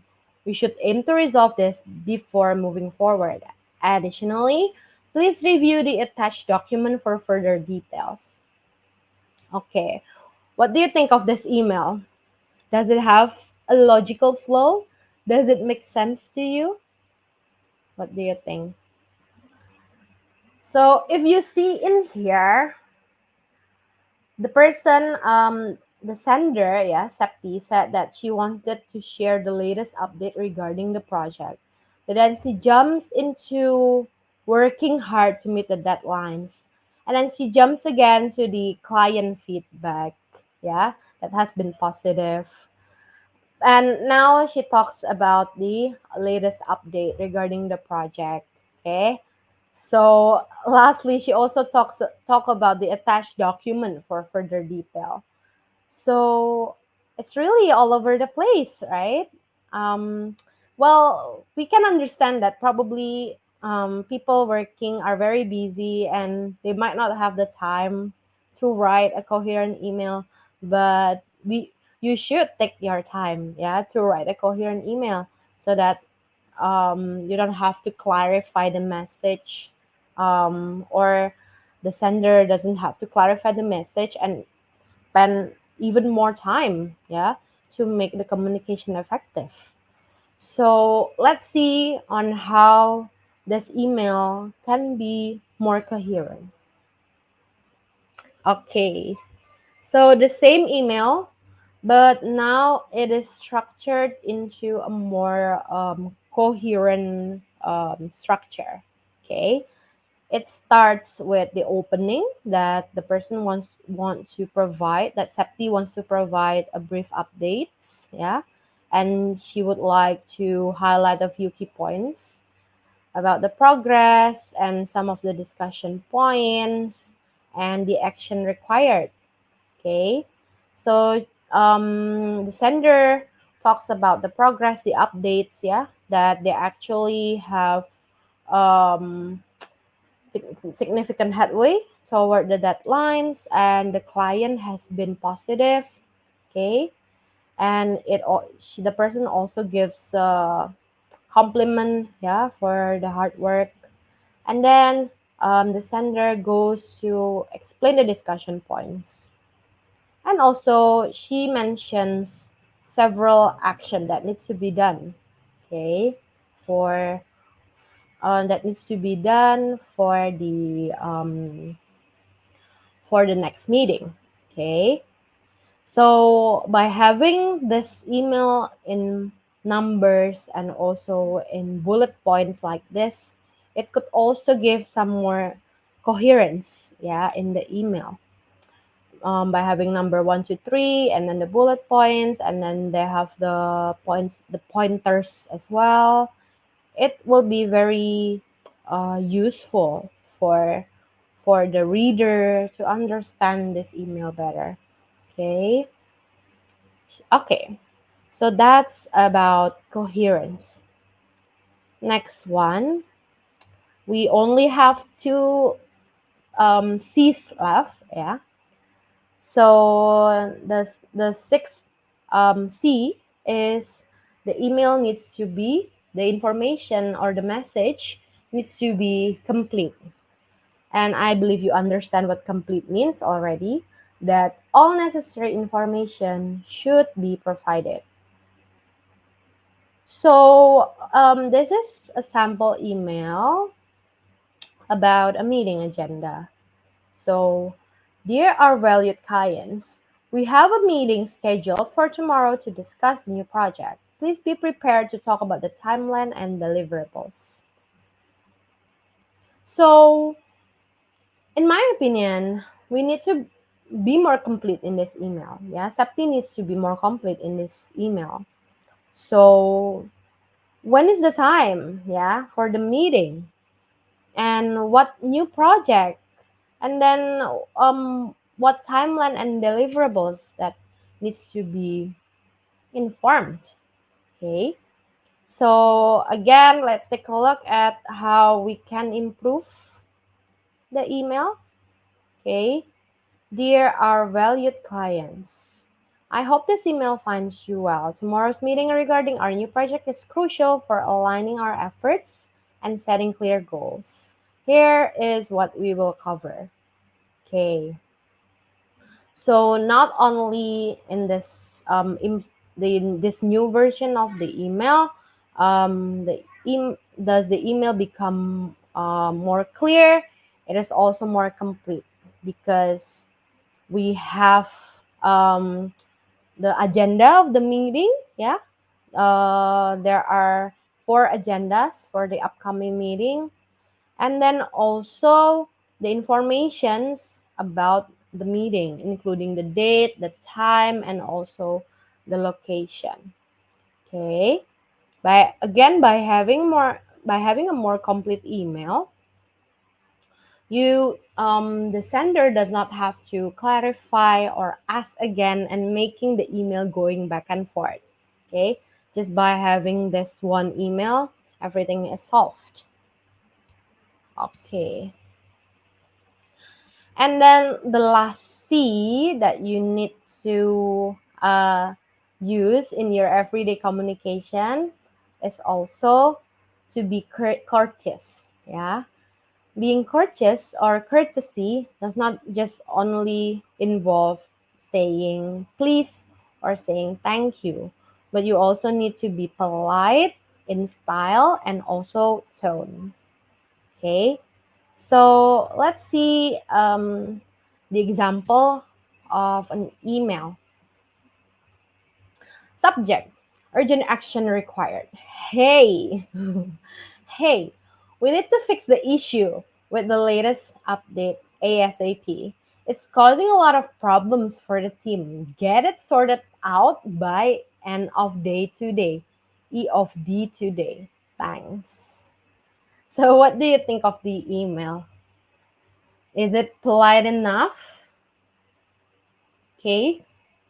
Even though you send this email to someone that you know, in my opinion, this email is still quite rude. Yeah. And well, you can be more courteous. Yeah. By by having more polite language. Yeah. By having a good salutation, and of course the use of abbreviations as well. So here is an example on how this email can be revised to be more courteous. Okay. Subject, request for urgent attention, issue with latest update. Dear Effie, I hope you are well.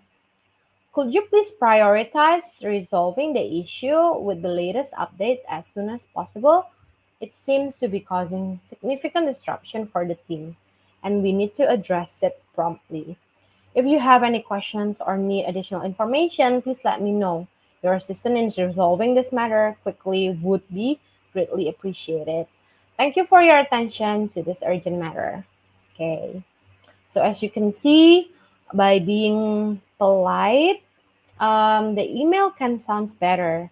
And I believe the person, yeah, Effie, would um would would work better if and would cooperate better if she is asked using a polite language and not using language that is very rude, even though the person probably has something wrong. Yeah, that if even if the person has made a mistake, we should not be rude to someone by using rude languages. So yeah, if as you can see here, um the person Danila use could you please, yeah, a very polite language, and then it seems to be causing significant disruption. So she tried to soften the message by saying it seems to be, yeah. And then if you have any questions or need additional information, please let me know. So also offering help, yeah, offering help to the person, and also offering to clarify, yeah, if you have any questions. Okay. And of course, don't forget to say thank you to the person. Thank you for your attention to this urgent matter. And best regards. Okay. So yeah, that's it. We have discussed the 7 C's of effective communications. Okay, starting from clear, concise, concrete, correct, coherent, complete, and courteous. Okay. And you have also seen how it manifests in digital workplace communication, which is email. Okay. So after this, we are going to continue to discuss active listening. Okay, but before we move on to active listening, I'm just going to ask the committee if you could let me know how many time I have left and send it to the private chat. Thank you so much. Okay. Now let's move on to active listening. Okay. So active listening. Um Before, we have learned the principles of 7 C's of communication that we will use when we are sending a message. Yeah, not only in email, but in all communication. Now, we will learn about active listening. Yeah, when we becomes the receiver of the information, when we become the audience, yeah, of the information or the communication event. Okay. So, first of all, we will learn what active listening means. Okay. So, what is active listening? Active listening, coined by Carl Rogers and Richard Farson in 1957. So, how many years it has been? Probably around 60 years, yeah, almost 70 years. Active listening is a skill that requires few actions: listening for the full meaning of a message, responding to emotions, and noticing nonverbal communication. Okay. And let's see how what active listening involves in a communication. Active listening involves actually a healthy combination of these three types of listening. The first one is critical listening, the second is reflective listening, and surprisingly, also passive listening. So, in order for you to be an active listener, you need to be passive. Okay? So, what does it mean to be a passive listener in active listening? So let's discuss it one by one. Let's start from critical listening. So, critical listening actually requires the most effort because it involves processing a message while using your own judgment to differentiate between facts and opinion. So, it also requires creating your own analysis and opinions of the message being conveyed. Okay, so you just not you in active listening, you do not just receive, yeah, but in your head you are also analyzing what the speaker or the sender actually said. Yeah, so you are also doing an analysis of the opinions or the message that are being conveyed. Okay, so you will make judgment about the information. Okay, so besides critical listening, in active listening we also need to have reflective listening. So reflective, yeah, reflect, just like in a mirror, yeah, a reflections. So you use your own words to repeat back what you heard the speaker say. Okay, it is also called mirroring. So you are trying to convey back, yeah, you are trying to explain again what the speaker is saying. Yeah, it's not about you try to be more superior for this person by explaining back. It's just that you are trying to say what your understanding is to the speaker. Yeah, just to check whether you have the correct understanding.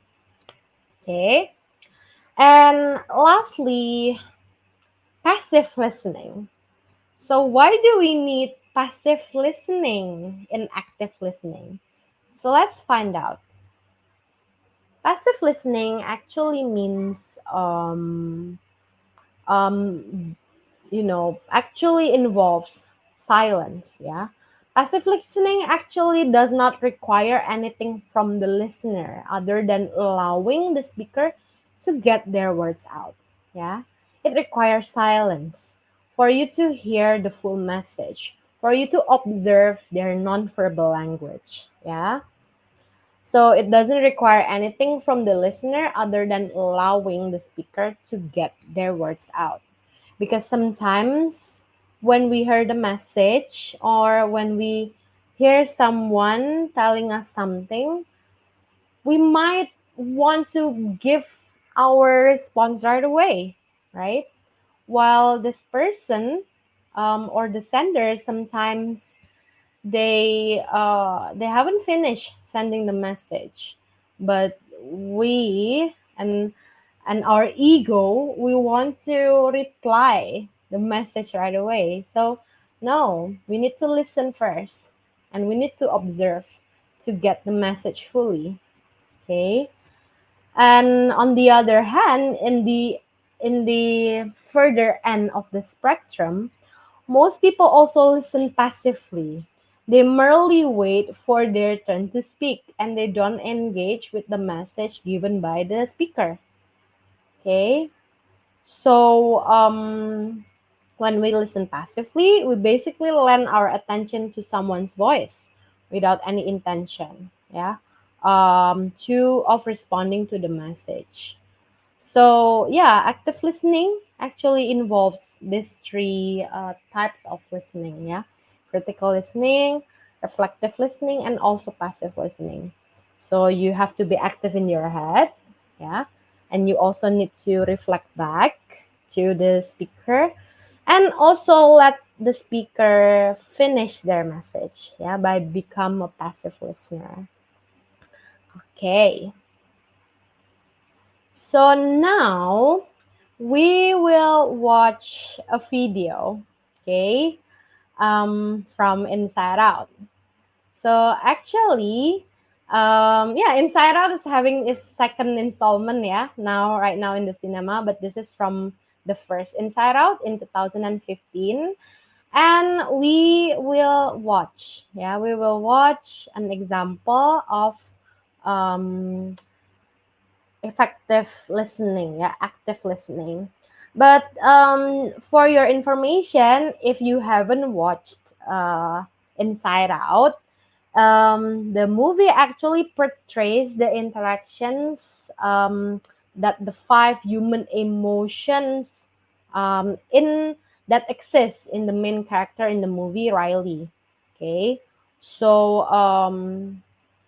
if you haven't watched Inside Out, in this picture you see um, Sadness, yeah, the character in blue, yeah, and later in the movie clip, you will also see another character, Joy. Okay, well, I don't have to explain because the name is quite self-explanatory. Yeah, you will see why this person is called Joy later. Yeah, you will see which one is Joy. And this elephant character here is Bing Bong. So Bing Bong is the main character's imaginary friend that she created when she was a young child. Okay, Bing Bong will have emotional things happening in the video clip. So let's watch the video and you will watch their interactions. Yeah. Take notes of the traits of the active listening portraits by one of the characters in this movie clip. Okay. So I will play the video. Hopefully the sound is on. Um Dila, if the sound is not on, please let me know, okay? No! No, no, no, you can't take my rocket to the top! Riley and I go to the moon!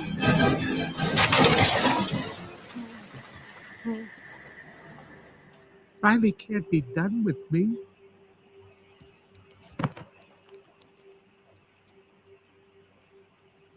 Hey, it's gonna be okay. We can fix this. We just need to get back to headquarters. Which way to the train station? I had a whole trip planned for us. Hey, who's ticklish, huh? Here comes the tickle monster. Hey, Bing Bong, look at this. Oh, here's a fun game. You point to the train station and we all go there. Won't that be fun? Come on, let's go to the train station. I'm sorry they took your rocket. They took something that you loved. It's gone. Forever. Sadness. Don't make him feel worse. Sorry. It's all I had left of Riley. I bet you and Riley had great adventures. Oh, they were wonderful. Once we flew back in time. We had breakfast twice that day. Sadness! It sounds amazing. I bet Riley liked it. Oh, she did. We were best friends. Yeah, it's sad.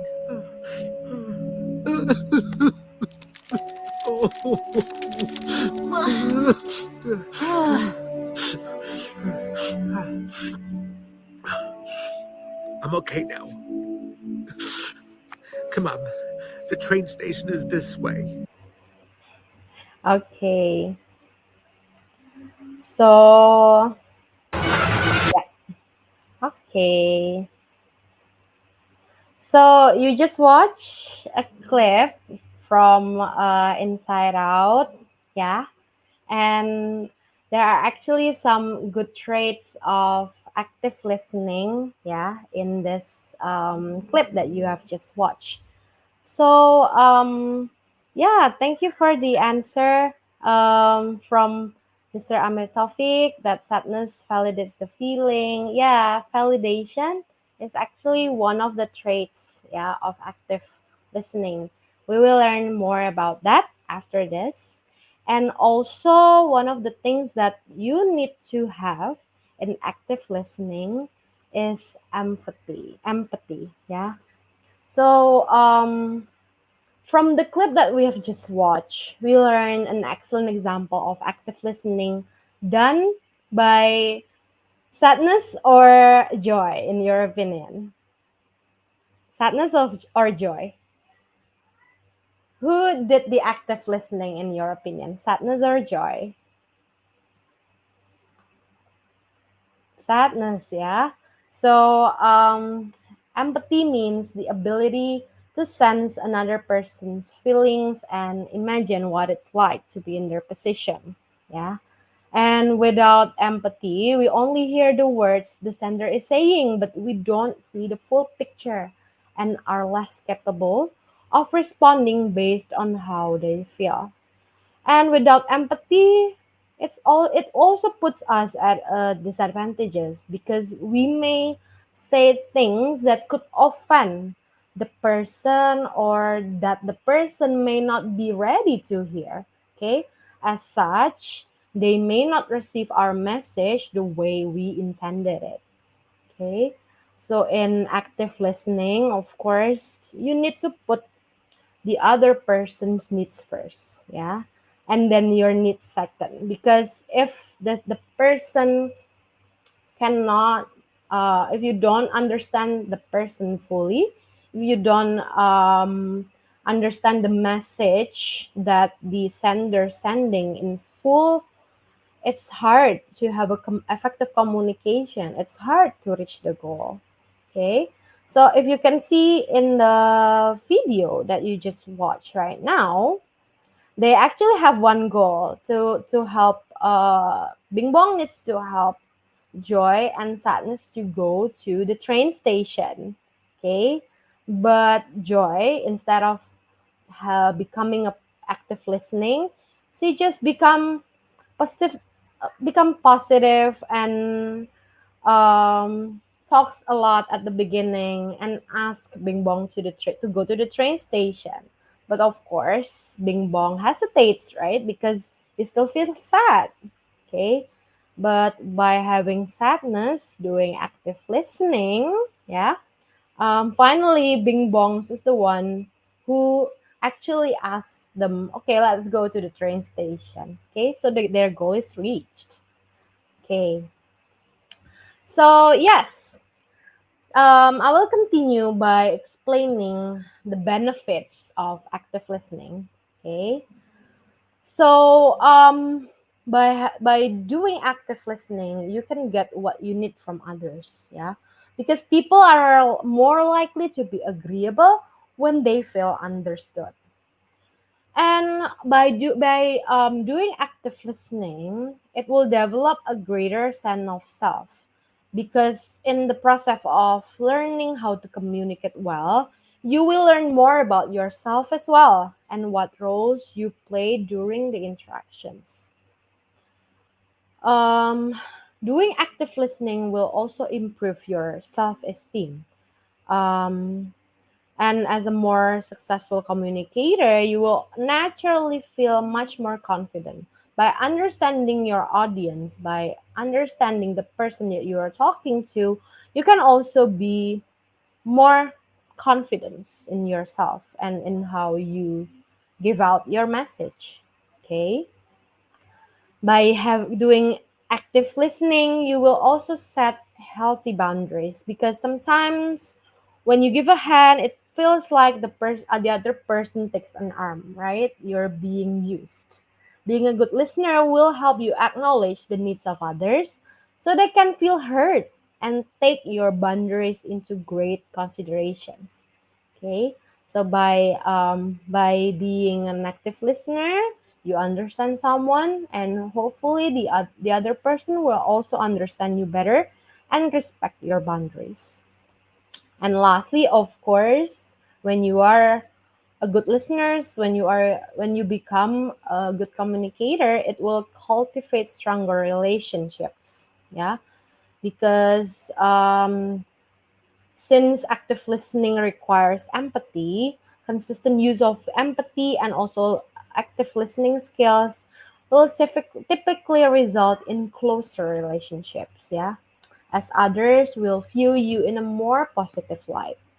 This will likely reduce conflicts and increase meaningful interactions with your family and friends and also your coworkers. Okay, open up professional opportunities. Okay, people appreciate feeling understood and listened to, and they're more likely to seek out business relationship with others who help them feel this way.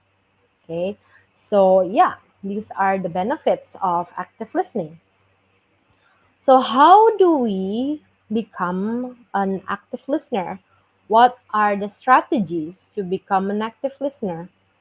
So there are several techniques that you can use for active listening, which are listed in the screen here, and I will discuss them one by one. Starting from paraphrasing.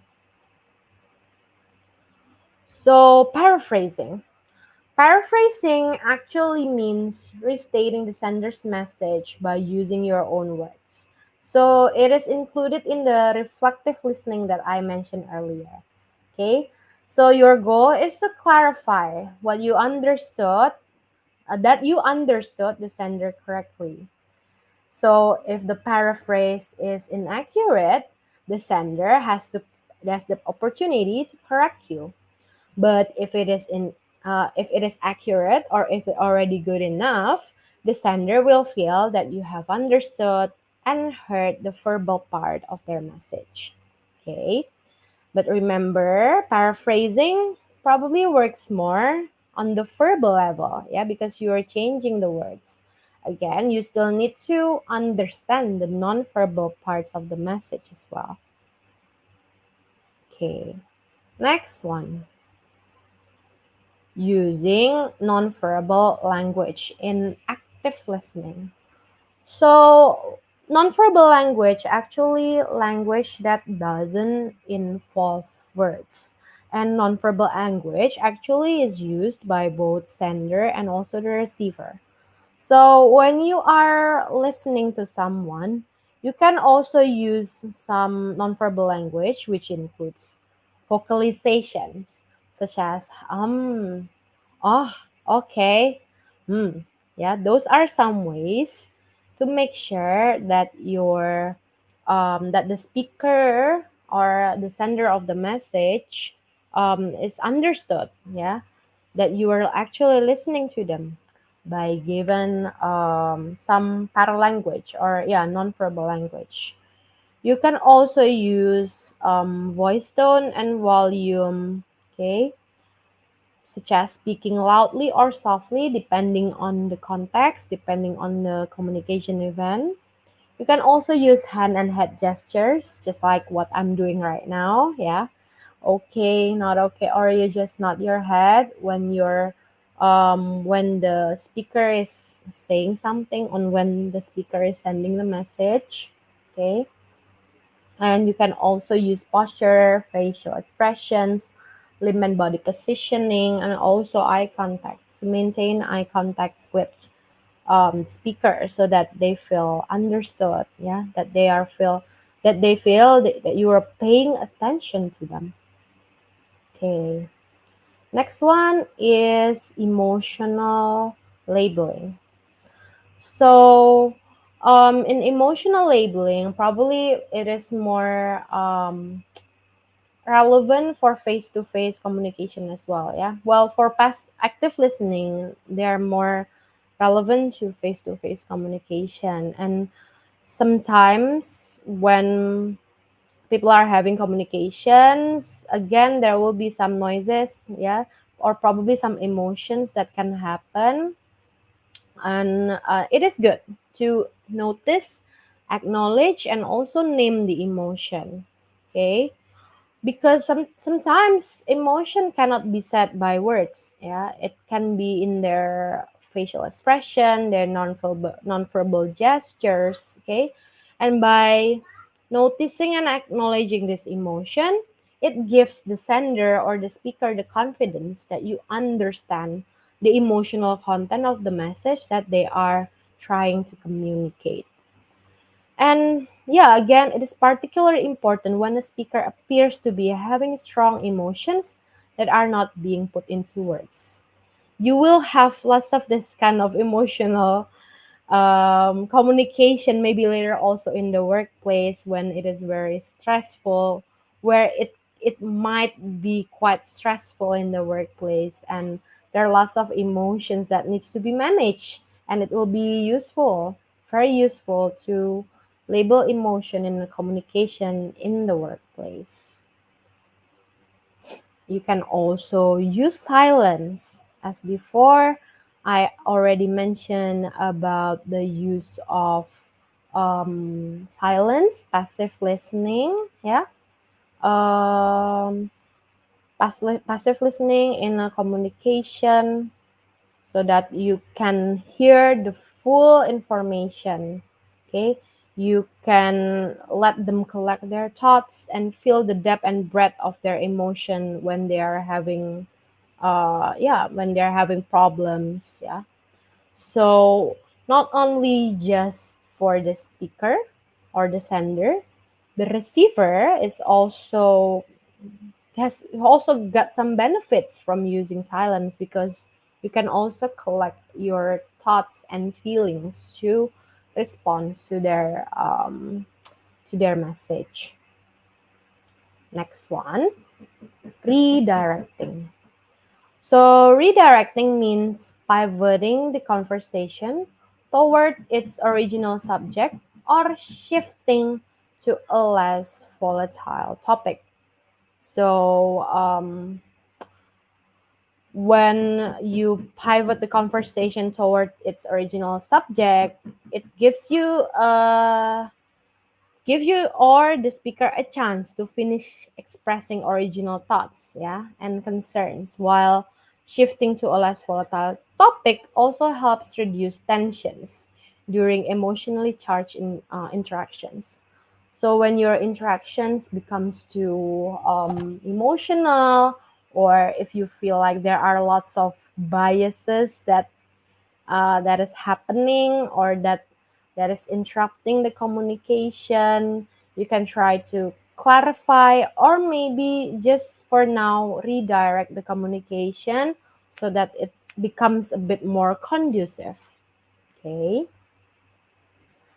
Next one, mirroring. So mirroring helps sender and receivers feel more connected by showing that we have similar mannerisms or methods of communication. So mirroring actually just we becomes the mirror of the speaker or the sender. It includes facing the sender, making a healthy amount of eye contact, positioning one's body parts similarly to the speaker, and using a similar tone of voice. Okay. Well, you need to have connections, right? When you have communication, especially for face-to-face communication, or especially if the communication is quite emotional or it is something that is important. So to show that connections, you can actually mirror the speaker or the sender of the information. You can face the person, yeah, facing the sender, and then have the eye contact, just like when you face a mirror. And you can also position your body parts similarly to the speakers. Okay. And you can also use similar tone of voice. Okay. So yeah, just like a mirror, you mirror the speaker back. Okay. Next one is validating. So validating was also mentioned in the comment section just now after we watched Inside Out.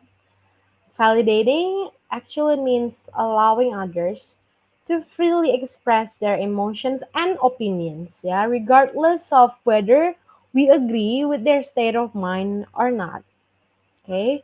So like what we just watched in the clip of Inside Out, Joy actually does not really try to understand what Bing Bong is saying, right? She just tried to say, "Oh, it's going to be okay.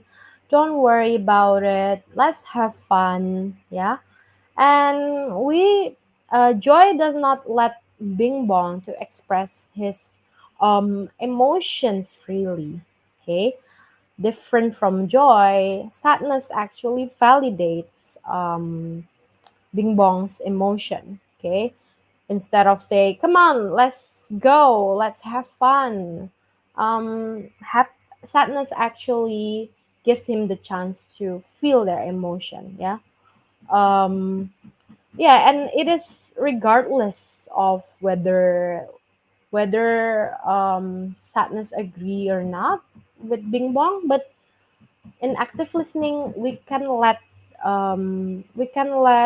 the person or the speaker to finish sending their message, and also just to feel all of the emotions and opinions that they want to say.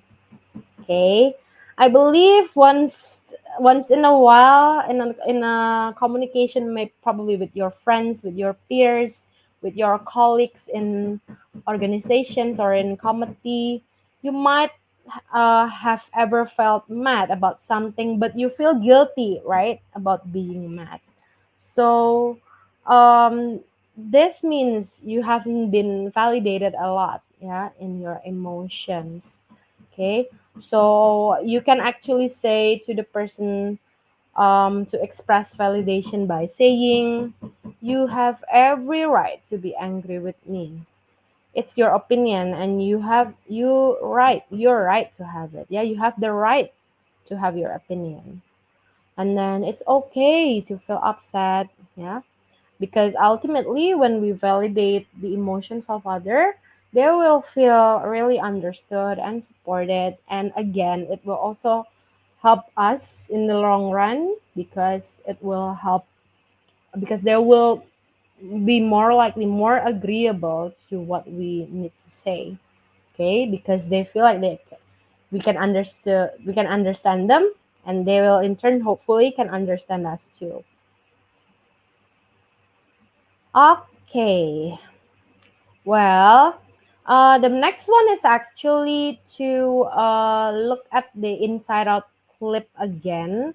But since I guess I don't think we have much time left for to watch the Inside Out again and to have the discussion. We can just continue to putting it in context again. Okay.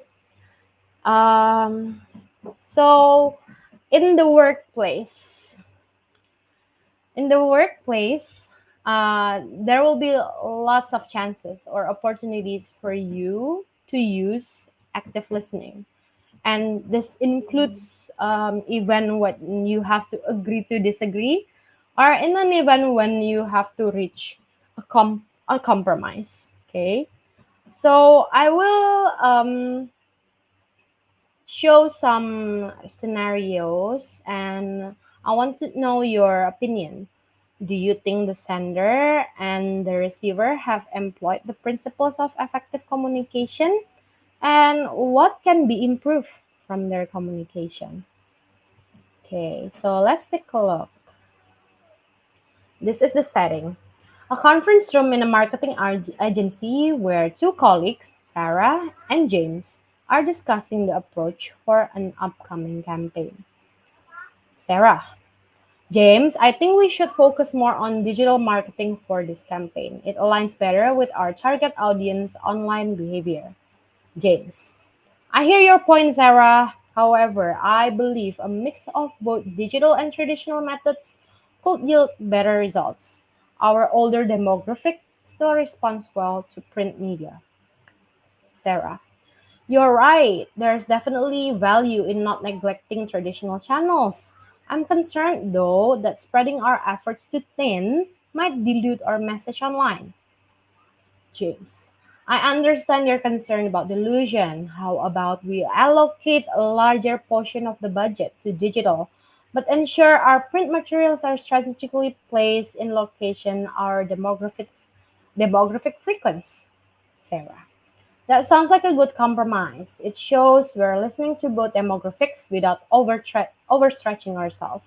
Plus, we can monitor engagement closely to adjust as needed. James. Exactly. By monitoring and adapting, we can make data driven decisions that benefit both segments of our audience. Sarah. Thanks for considering my perspective, James. I think this approach will give us the best chance of success. James. And thank you for highlighting the importance of balanced strategy. I appreciate your input. Okay. So, what do you think? Is it a good um, communication? Is it a good? Does these two person use active listening strategies? In your opinion, in their discussion about the approach for an upcoming campaign, marketing campaign.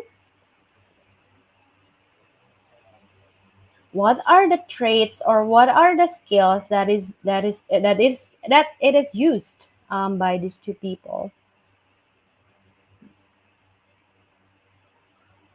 I can see that there are some paraphrasing techniques, yeah, that have been used by these two employees. Okay. Oh, sorry. Yeah, paraphrasing techniques by saying at um, the end of the conversation, saying um, highlighting the importance of balanced strategy, and then um, talking about monitoring and adapting after Sarah talks about monitoring and adapting. Okay, so they give some paraphrase to make sure everything is correct, yeah, that they understand the message. And then not only just paraphrasing, there are also some validation techniques as well, okay, by saying, I hear your point, okay, you were right, there is definitely value in not neglecting traditional channels while also still convey their opinion for the matter. Okay. So yeah, paraphrasing, validating. Okay. and also some well, we cannot see the emotional labeling and nonverbal language because this is just a text scenario, yeah. So but these nonverbal language and also silence can also be used in the techniques by nodding their head, yeah, to show that you understand the other people's ideas and opinion, and also let them speak, let them talk to finish their ideas and an opinion without interrupting. Okay, so in my opinion, this is a good example of active listening. Okay. Okay, so we will skip this part because we only have a bit amount of time left, but you can actually read this scenario at your own time in the PDF that has hopefully has been sent by the committee to you. Okay, and let's discuss a bit about the digital, how the principles of active listening can be used in the digital world. Okay. Well, as I've also mentioned before, in the digital world, for active listening, it's not so much can be applied in communication where is like there is a mass communication or where you discuss with people on the internet, asynchronous communication. But there are some principles in active listening that can be used for digital communication. And one of them is about being critical, yeah, being critical in consuming digital information. Okay. This is actually a video about fact checking information from the internet that is quite interesting. But I'm afraid also we don't have much time left to watch this video, but you can watch it at your own time on YouTube. Yeah. That fact checking is now very important for the digital age, the information age, because lots of information that you find on the internet can be misleading, yeah, can be misinformation. So you need to check your facts. And now we need to learn also what it means to be critical in consuming information in this part, yeah. Um, as a critical consumer of new media or digital media, you have to have analytical skill, synthesis skill, and also evaluation skill. Analysis means you can have you don't see the message in surface level only, but you can also make some judgments about the information. Yeah, you make an analysis, not only just seeing the message as is. And by having synthesizing skills, it means you can create a connection between one information and the other. And for evaluation skill, you can also make a judgment whether this information is good or not, whether this information applies to you or not. Okay. So yeah, these are some fact checking techniques that you can use when you engage with lots and lots of information on the internet, yeah, digital information. There are some you can use like DIY fact checking. So you check your own facts by having these methods.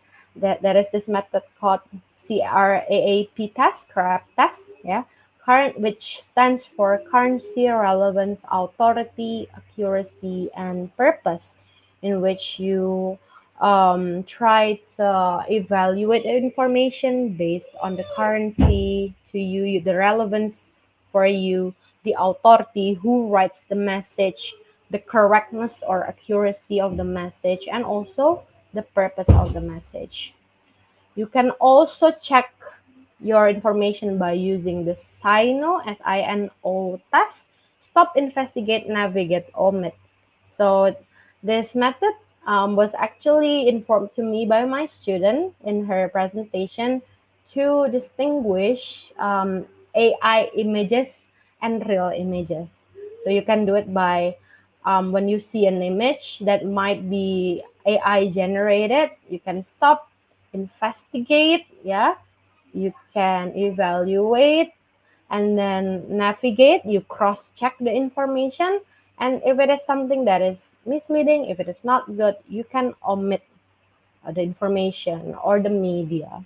Okay, there are also many fact checker sites, lots and lots of fact checker sites on the internet that has valid information, that is unbiased, yeah. And here are just two of them. Snopes is for a global audience, yeah. While in Indonesia, we have this Kompas.com. It's from one of the leading newspaper in Indonesia that also have their own check fakta, yeah, their own segment to fact check information.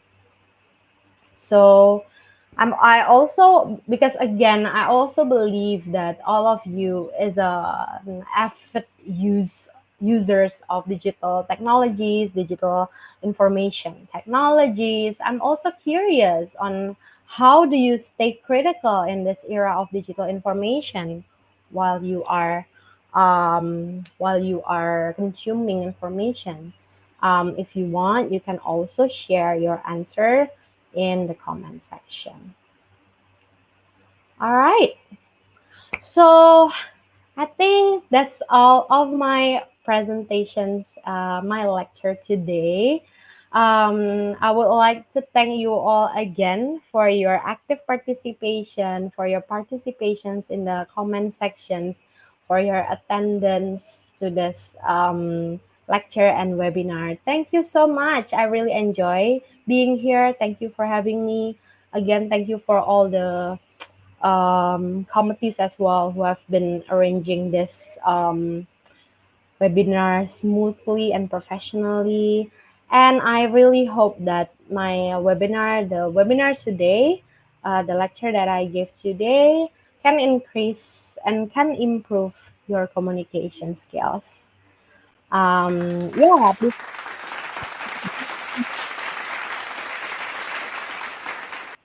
Yeah, please stay in touch, and later I will show you my email if you want to have further question or further discussions regarding effective communication. So I will let the moderator, Nabiha, to continue the webinar. I'll stop sharing.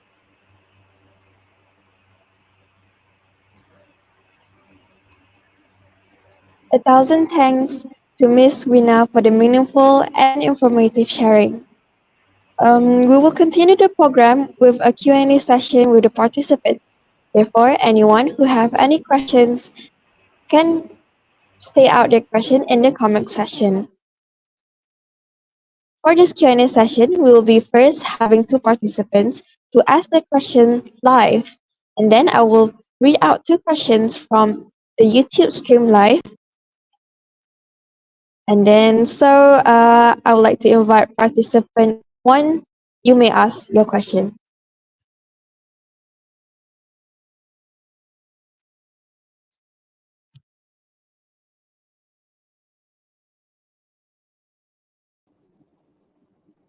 Hi, Miss Mina. So my name is Asha. Okay. So I have a question for you. So my question is, what are the advantages of digital communication can provide to us in the workplace? That's all for me. Thank you. Thank you so much, Asha, for the question. And Asha asked about the advantages, the benefits of digital communication in the workplace. I believe there are immense benefits and also advantages of digital communication in the workplace. And one of the main advantages, in my opinion, is the increased productivity and also efficiency, especially after, for example, first example, especially after the pandemic, everyone is very familiar with virtual meetings, Zoom meetings, yeah.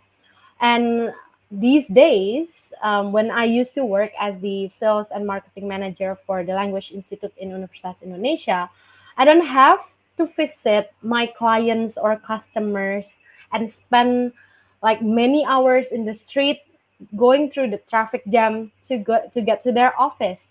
I can just turn on my computer. Sometimes I just wear when I work at home, I just wear my shirt and then with my short pants, for example, and I can just talk to them and still have a very productive meeting with them, even though it's just virtual meeting. So yeah, I think the most, among others, I think the most beneficial things that digital communication can offer is for the workplace is the increased productivity and also increased efficiency in terms of communication. Hope that answers your question, Asha. Thank you. Thank you, Miss Uwina, for answering our first participant question. So now I would like to invite our second participant to ask their question. Go ahead. Hi, Miss Wina. Hi. Hello. So my question is how to look more confident when we as students present in front of a crowd and presenting online. Thank you. Yeah, thank you so much, Irdina, for the question. Yeah, appearing confidence does not mean you have to be confident, okay? You can fake it till you make it. If I tell you now, I'm also very, very anxious. I'm also very nervous when I am presenting this presentation and joining you all in this webinar. Okay. And first of all, what I would like to say to you is that anxiety, yeah, and nervousness while having when doing public speaking is totally normal. It is embedded in our brains. It is actually useful for us because by being anxious, you try to prepare the things for your public speaking event more carefully because you're nervous about it because you don't want to fail, you don't want to embarrass yourself in front of people, right? So yeah, first you need to know that it's good for you. It's your friend. Anxiety is your friend in terms of public speaking, yeah. And secondly, um besides acknowledging that it is okay and it's everyone's problem, the second one is um your audience actually does not really care about you. Actually, they don't really care about you. Even if you make a slight mistake or if you do something wrong in the presentation, well, they will forget about it then in the next day or two. Okay? They don't really care about you. So it's okay. Yeah. Just let yourself free. Just be yourself. And of course, you need to anticipate, right? If there is bad things happening. But I believe, yeah, of course, preparation is key. Yeah, when you want to appear confidence. But again, your audience does not really care about you. They'll forget you in probably a week or two. So don't be too afraid or don't be too anxious to make lots of mistakes. Yeah, you'll be okay. Okay.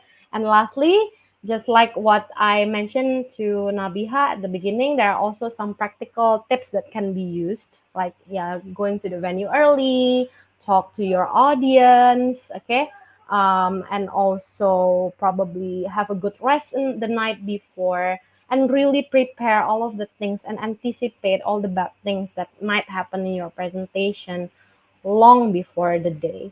And by having all those preparation before, during, and during the presentation, I believe you'll be okay. You'll do a great job. Thank you, Miss Wina. So now shall we look at some of the questions for YouTube live stream?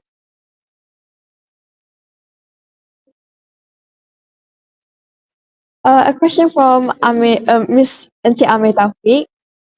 So Us, Miss, interacting with others online gives us the chance to create a persona that might or might not accurately represent our true self. Regretfully, this also opens up the possibility of a cyberbully to hide behind this anonymity. Could you share tips and tricks to combat this kind of cyberbullying? All right, thank you so much, Mr. Right, Mr. or Miss, Mr. Is Amir. Mr. Okay, yeah, Yeah. Mr. Amir Taufik for the question. It's an excellent question, and cyberbullying is true. It's a prevalent problem in our society right now because someone can hide in anonymity and actually it can actually bring a damage to other people. So again, in communication, we can be the sender and also the receiver. So it can be someone who cyberbully or someone who received cyberbullying. So I will discuss on the side of someone who might cyberbully. Hopefully, nobody in this webinar is a cyberbully. Okay. Um, of course, first of all, you need to know that your words matter. That your thumbs, what you write in all those social media can damage someone. That something that you say can actually make someone sad or even worse. Yeah, I cannot say. I mean, yeah, it can actually damage someone. So always be mindful of what you are saying or type to someone because it actually it can actually affect someone in the worst way possible. That's the first one, to be mindful of what you're saying and what you type. And then the second one is it also relates to critical thinking. Okay, someone can be a cyberbully because this person might have different opinions to the other person, yeah, and then because they have different opinions, they want to cyberbully them. So um, to be critical is also not to be um, not to always um, support something blindly, if you know what I mean. Um, what happens a lot, what I know a lot is like, for example, in Twitter, yeah, in X, I saw lots and lots of cyberbullying in X actually. Like for example, K-pop groups, the fans of K-pop groups got cyberbullied or cyberbully the other groups because they have different idols or um, they support different person. So what I mean by being critical is that you need to not only see the message as it is, you need to evaluate not you need to evaluate the full picture. You need to understand the context as well. So not just too fast in say something is bad or cyberbully someone. Yeah, I think that those 2 points are quite important as the sender. Okay, and what happened if you got cyberbullied online? So when you got cyberbullied, remember, um, there are lots of degree of cyberbullying. Yeah, like for example, um, in terms of words, or it can also stretch to something that is really detrimental to our mental health as well. So, for example, like revenge porn is a lot of things that's happening in the society right now. I can also say that it is also cyberbullying. Okay.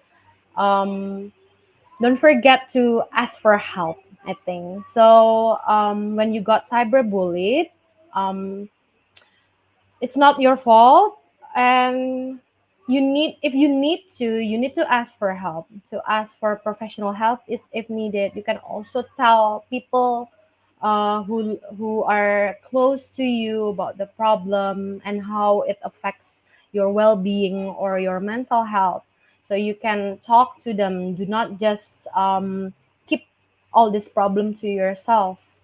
And yeah, if you got cyberbullied, please, if you feel like it's been damaging to your mental health, to your well-being, please seek help.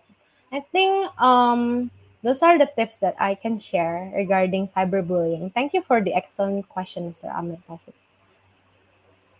Thank you, Ms. Minas.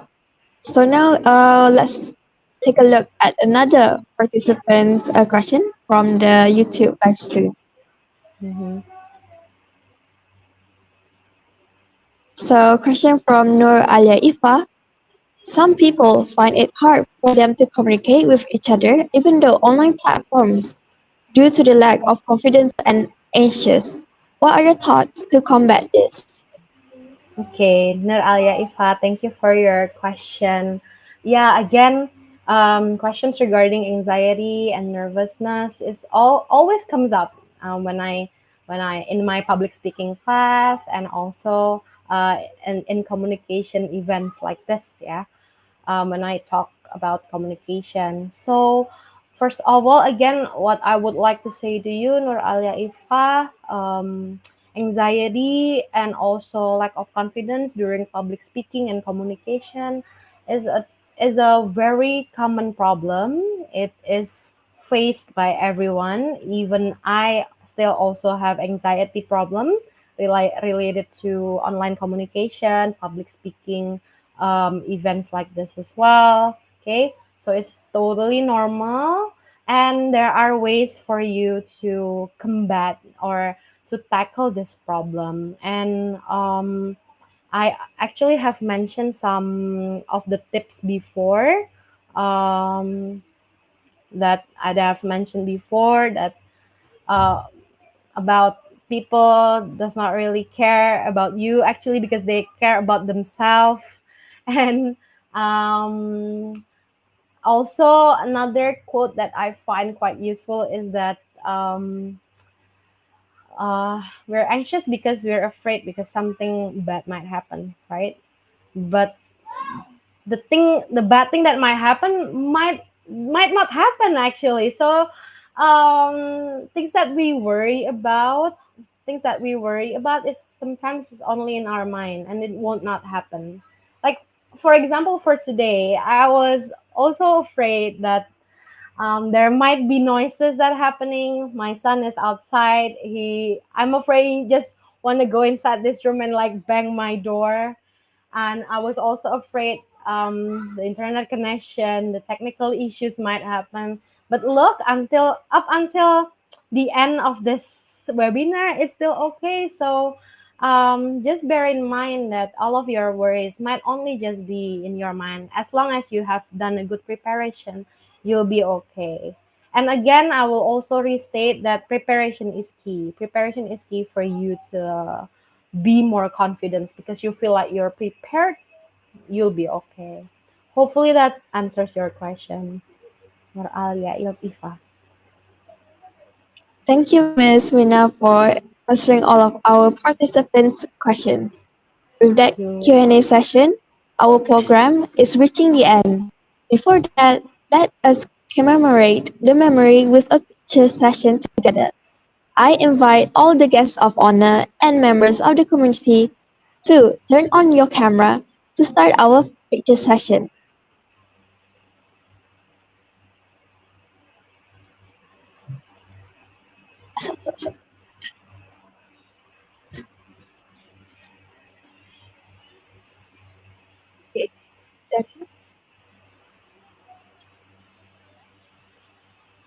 Okay. All right, everyone ready? 1, 2, 3. 1, 2, 3. Okay, last one. Freestyle. 1, 2, 3.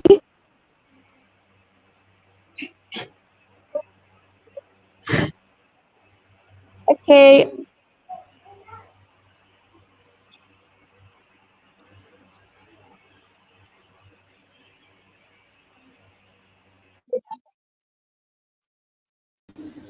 Thank you, Miss Mina. Thank you so much, everyone who has made this event possible. Well done, everyone. Thank you so much. Thank you, Miss Lina. Okay, thank you so much. So, may I leave the StreamYard? Is it finished already? Yes, thank you, Miss Mina. Yes. Okay. Thank you so much, everyone. Thank you. Bye bye. Well done. Bye bye.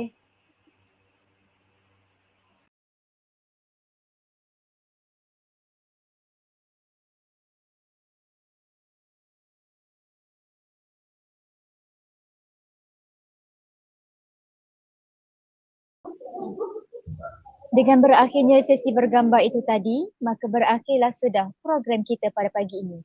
Sebelum majlis pagi ini melabuhkan tirai, izinkan sekali lagi saya selaku pihak majlis ingin menzahirkan ribuan terima kasih kepada yang berusaha Encik Mirza Farouk Amir Razli, Timbalan Rektor Hal Ehwal Pelajar UiTM Cawangan Kelantan kerana sudi hadir ke program kami pada pagi ini. Dan kepada panel jemputan kita, Miss Wina Aprilia Tita Praja atas perkongsian yang diberikan seperti tadi. Semoga dapat memberi manfaat kepada semua mahasiswa yang dapat digunakan suatu hari nanti. Tidak dilupakan juga kepada semua mahasiswa yang hadir bagi memeriahkan program kita pada pagi ini. Pihak kami memohon kemaafan andainya tersalah kata dan tersilap tutur bicara sepanjang kami mengendalikan program ini. Kita tutup tirai majlis dengan nyanyian lagu UiTM di hatiku dan alunan doa Rabita.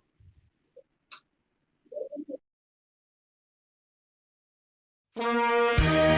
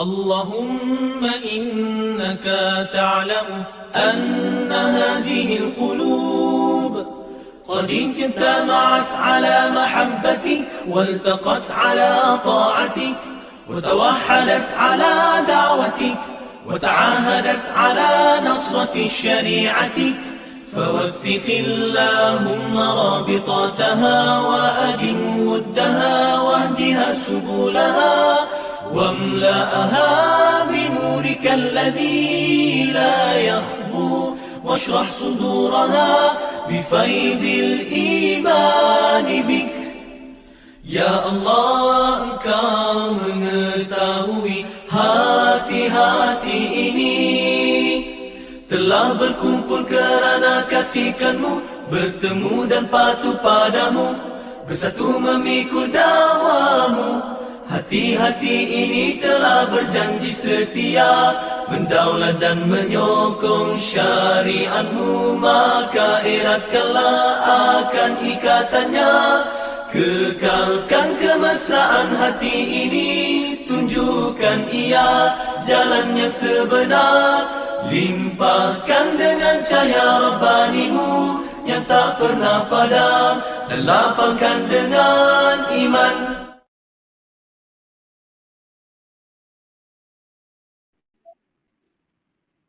Dengan berakhirnya nyanyian lagu UiTM di hatiku dan bacaan doa Rabitah itu tadi, maka berakhirlah program kita pada pagi ini.